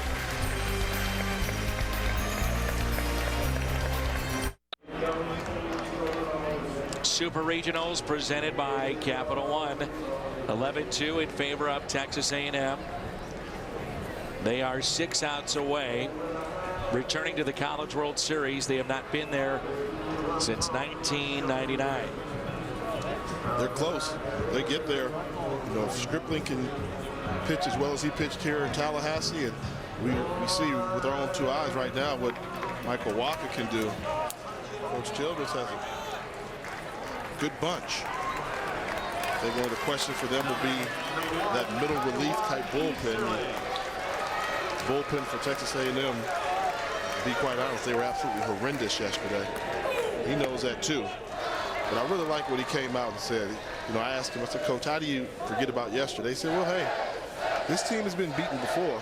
And we've looked really bad a couple times this season. He said Baylor put a pretty good licking on him sometime during the year, and the team responded well. So he had no doubt that this team would handle the adversity and come out here and play a pretty good baseball game tonight. 9th place hitter here, Easterling. 0 for 1. Seminole faithful still here, full force. Easterling strikes out. Number 8 tonight for Wacha.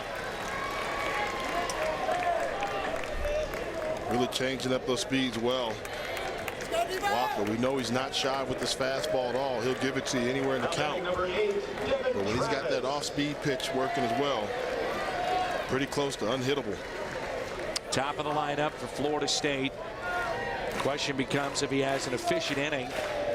Does he go back out there, finish what he started? Why leave it to chance? Why leave it to chance? And if he can get out of this inning 1, 2, 3, I think we may see him. And this is a guy that postseason play has won them a game as a starter. He's finished a game off and now trying to finish off Florida State. 2 balls, 1 strike. Devin Travis. He is walked and 0 for 2.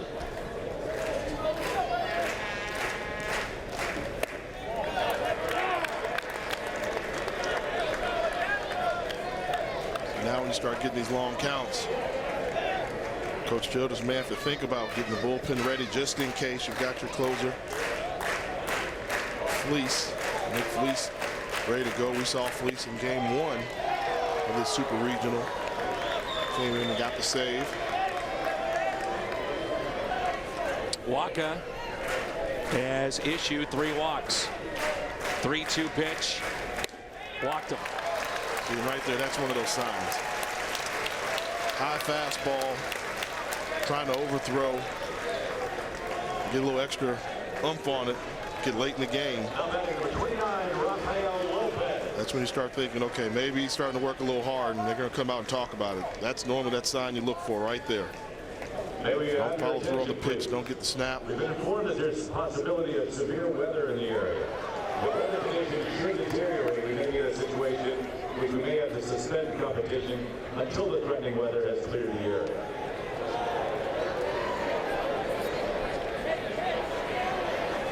Rafael Lopez takes a ball.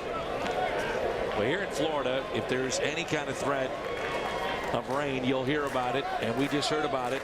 Could be a stoppage in competition. Both teams did not take batting practice on the field because of rain this afternoon.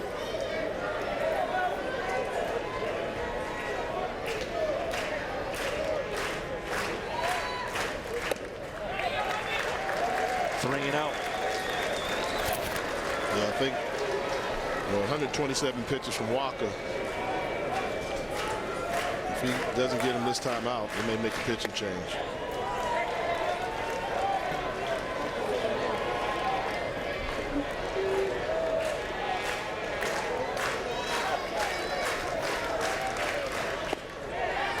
Back-to-back walks.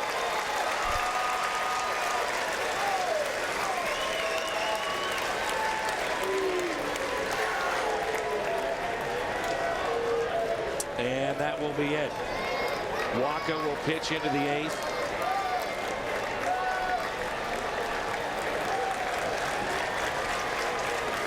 Outstanding job.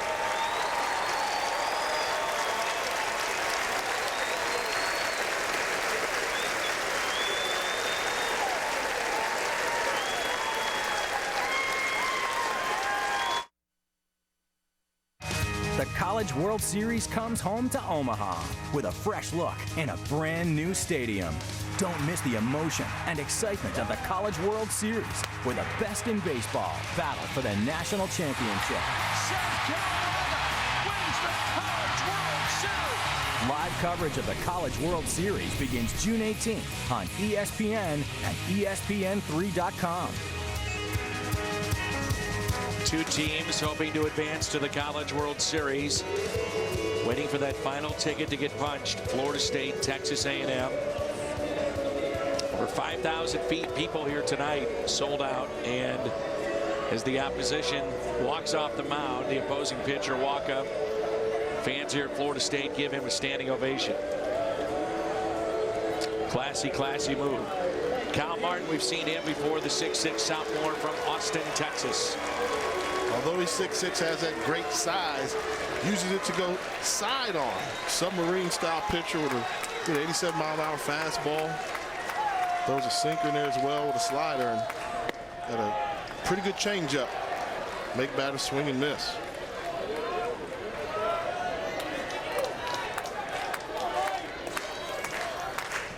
Got to be thinking, if you're Mike McGee right now, could be your final at bat. Could be your final at bat, and probably the last hope for your team to have any chance trying to get back in this baseball game at this stage in the game.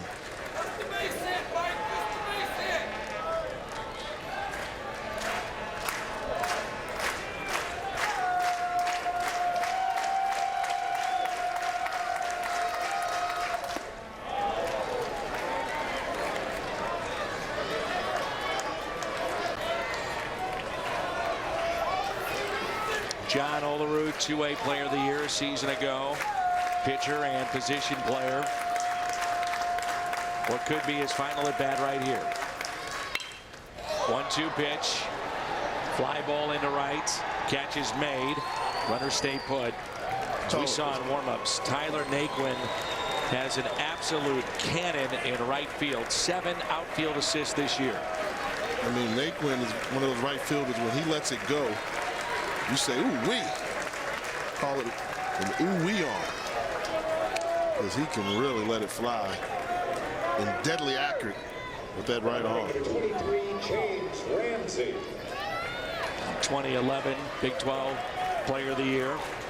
Now James Ramsey. 0 for 3 tonight.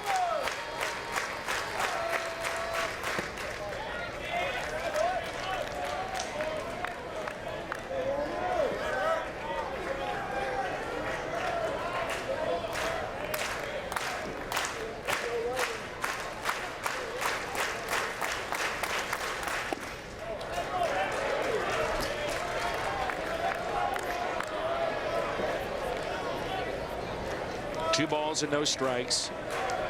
Ramsey hitting .379 with runners in scoring position. First and second, and he looks at a strike. Ramsey has not been in agreement with our home plate umpire all night long. Starting back in the first inning, they've gone at it. Ramsey's got a workmanlike attitude at that plate, all business. 2-1 pitch. Slap towards third. Florida State will strand 2.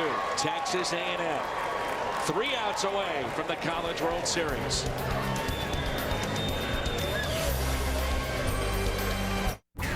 Steve Bunin, Will Kimmey in studio with the SportsCenter in-game. In the early game today, the top seed Virginia gave up the lead in the top of the 9th. Bottom of the 9th, bases loaded.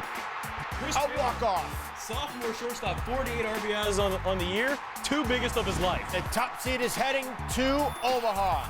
Dan McLaughlin, Jay Walker, back to you. Well, we have a steady rain here in Tallahassee, but we continue to play on. And there's a look at the tickets punched already. Virginia, Florida, North Carolina, South Carolina, Vandy, and Texas. Cal, only team that was unseeded, not seeded, and they're off to Omaha in the College World Series. You talk about California, only team representing the West Coast. A little bit surprising that's going to Omaha.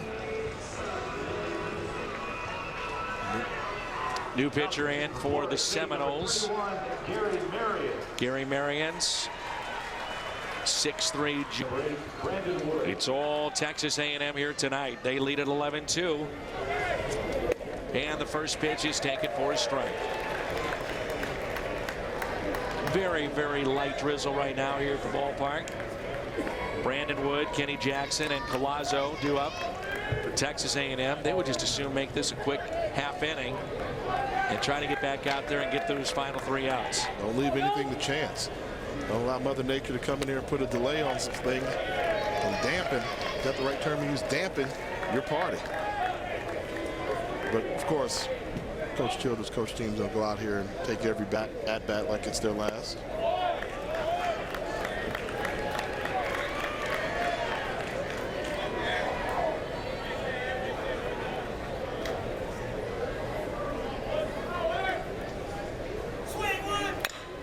Little chopper left side. Safe at first. Boy, Wood can really get down the line. The speed of Texas A&M has been a factor in this series.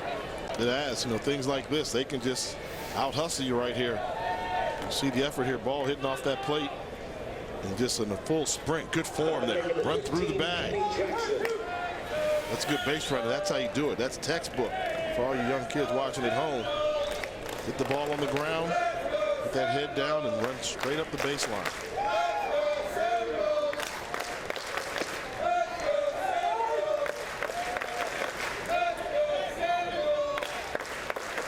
Kenny Jackson at the plate. Jackson has an RBI single back in the first. Scored a couple of runs. And the rain is picked up here in Tallahassee.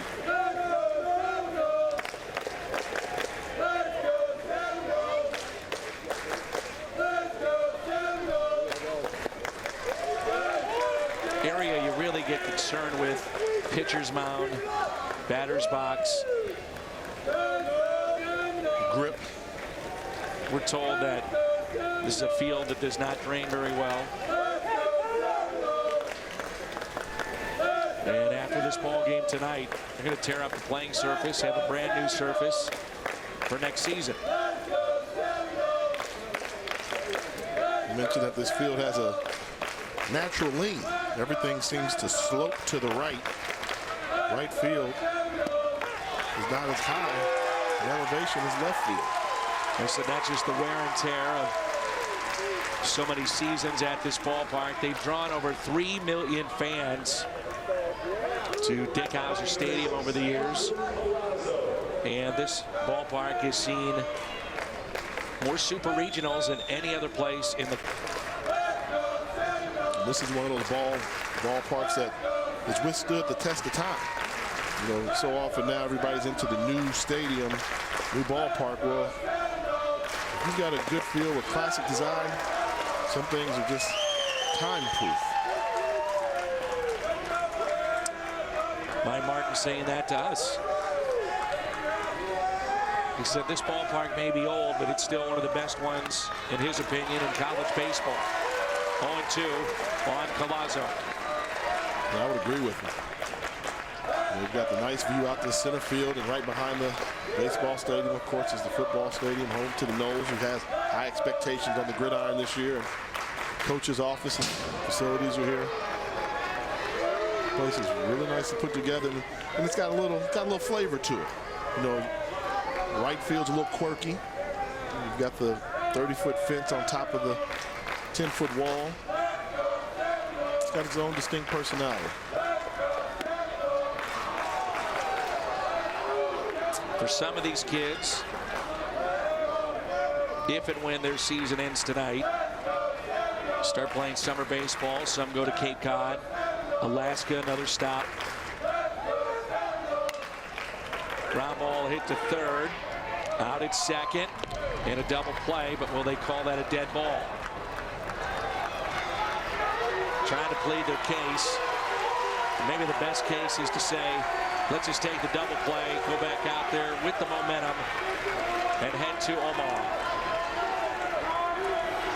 3 outs away for Texas A&M.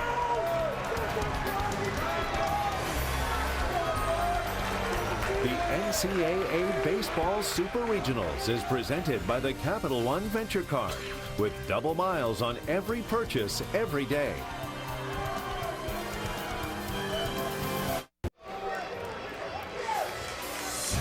Welcome back to NCAA Baseball Super Regionals presented by Capital One. Texas A&M 3 outs away from the College World Series.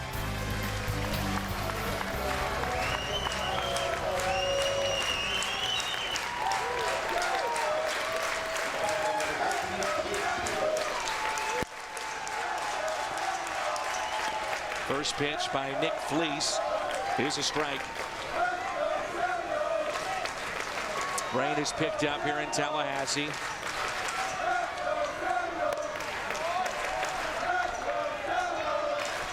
Nick Fleece, the closer for this Aggie baseball club. Coach Rob Childress leaving nothing to chance. Liner to left and caught. One away. Turn now to our Capital One player of the game. No surprise here, the starter for Texas A&M. The workhorse, Michael Wacha. Talk about a very, very dominating performance. 7 innings, struck out 8, walked 5, only gave up 2 runs. Now they all hop on each other, which they're 2 outs away from doing. Take it easy on that guy. Yes, you're going to need him. Him and Stripling, you want to have them away from the pile.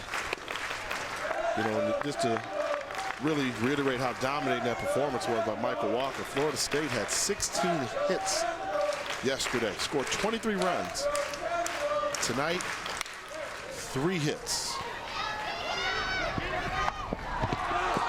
2 outs. Somehow he stayed on the bag. Ford throw it short. Doesn't matter. 2 away. Texas A&M 1 out away from Omaha.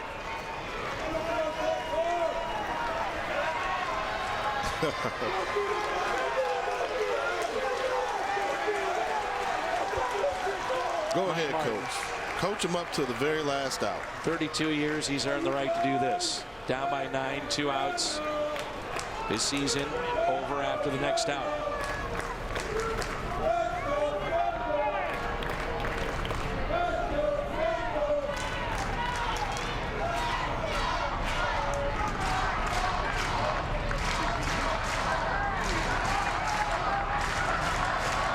These fans are still trying to encourage these Noles to get something going. After what we saw in the game prior to us in Charlottesville, UVA was bases empty, 2 outs. Irvine, closer was in there on cruise control. One base hit up the middle, followed by another base hit, then a little bit of momentum.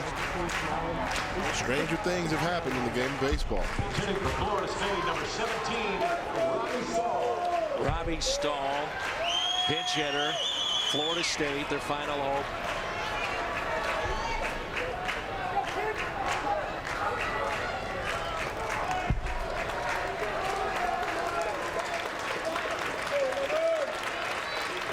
Two outs, nobody on. 9-run lead for Texas A&M.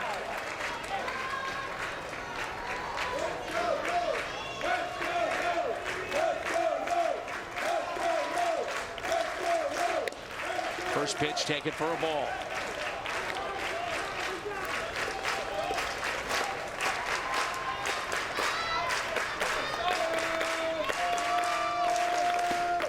One ball, one strike.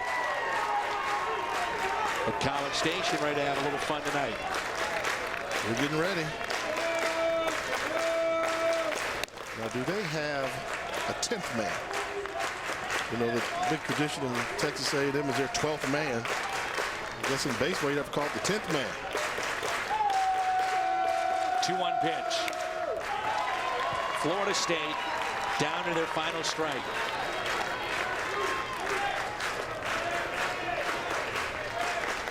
Texas A&M looking to become the final team with their ticket punched to Omaha. The 2-2.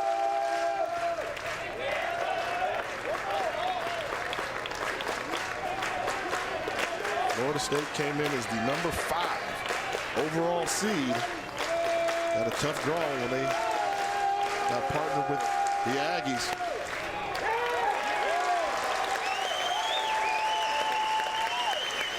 Two-out walk.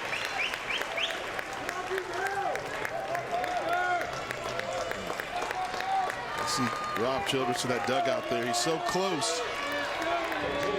Wants to celebrate, but you gotta wait.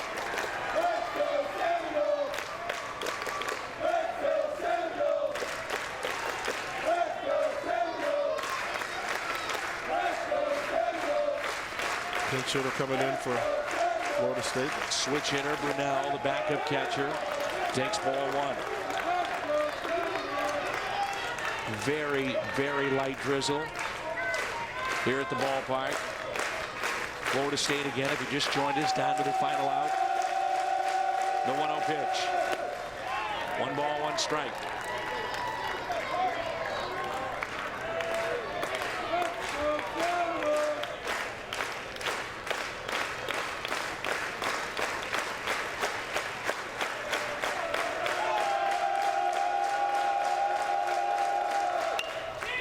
Fly ball into right, drops in for a hit.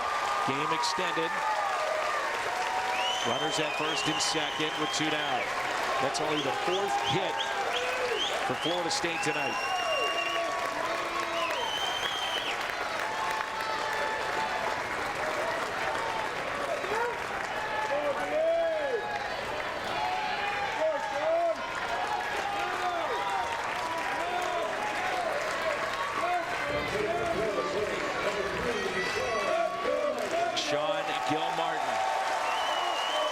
Florida State fans, final chance to give him an ovation. He is headed to go pitch for the Atlanta Braves. First round pick.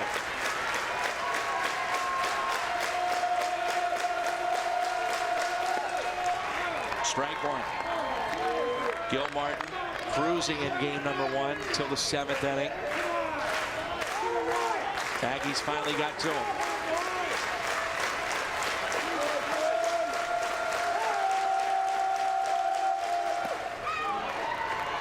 Classy move by Mike Martin to give Gil Martin and these fans appreciation on both sides. I really like this move. I really like this move, bringing Gil Martin in and letting the Seminole faithful see their star pitcher one more time. The 0-2.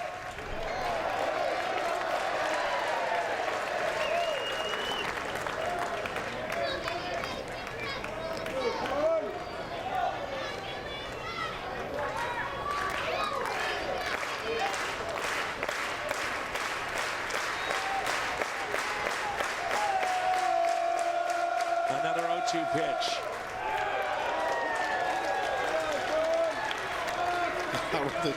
I don't think the umpire was going to punch out Sean Gilmartin looking on his final at bat here in Tallahassee.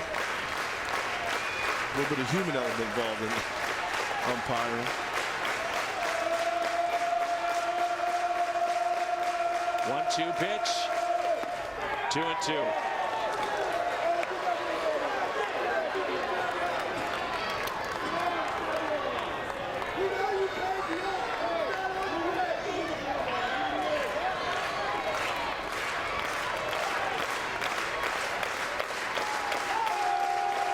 The 2-2.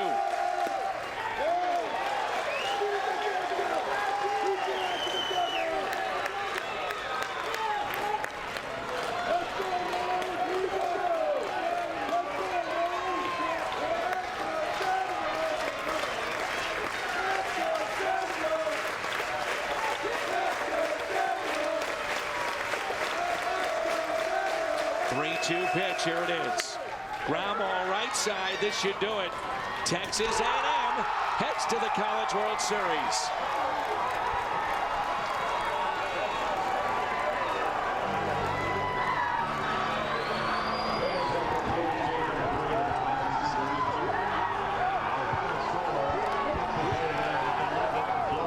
How sweet it is.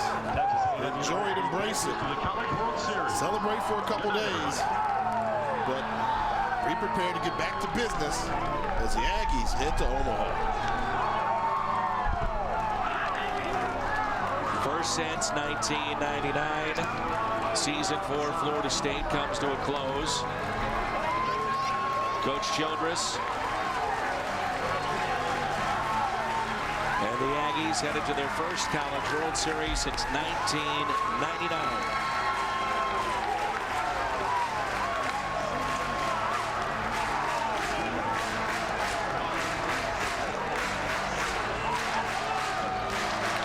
So the field of 8 is set. California, Texas A&M, the only non-seeded teams, #1 overall seeds to advance. It's going to be an interesting tournament. On the road to Omaha, the College World Series, it's up for grabs, Dan.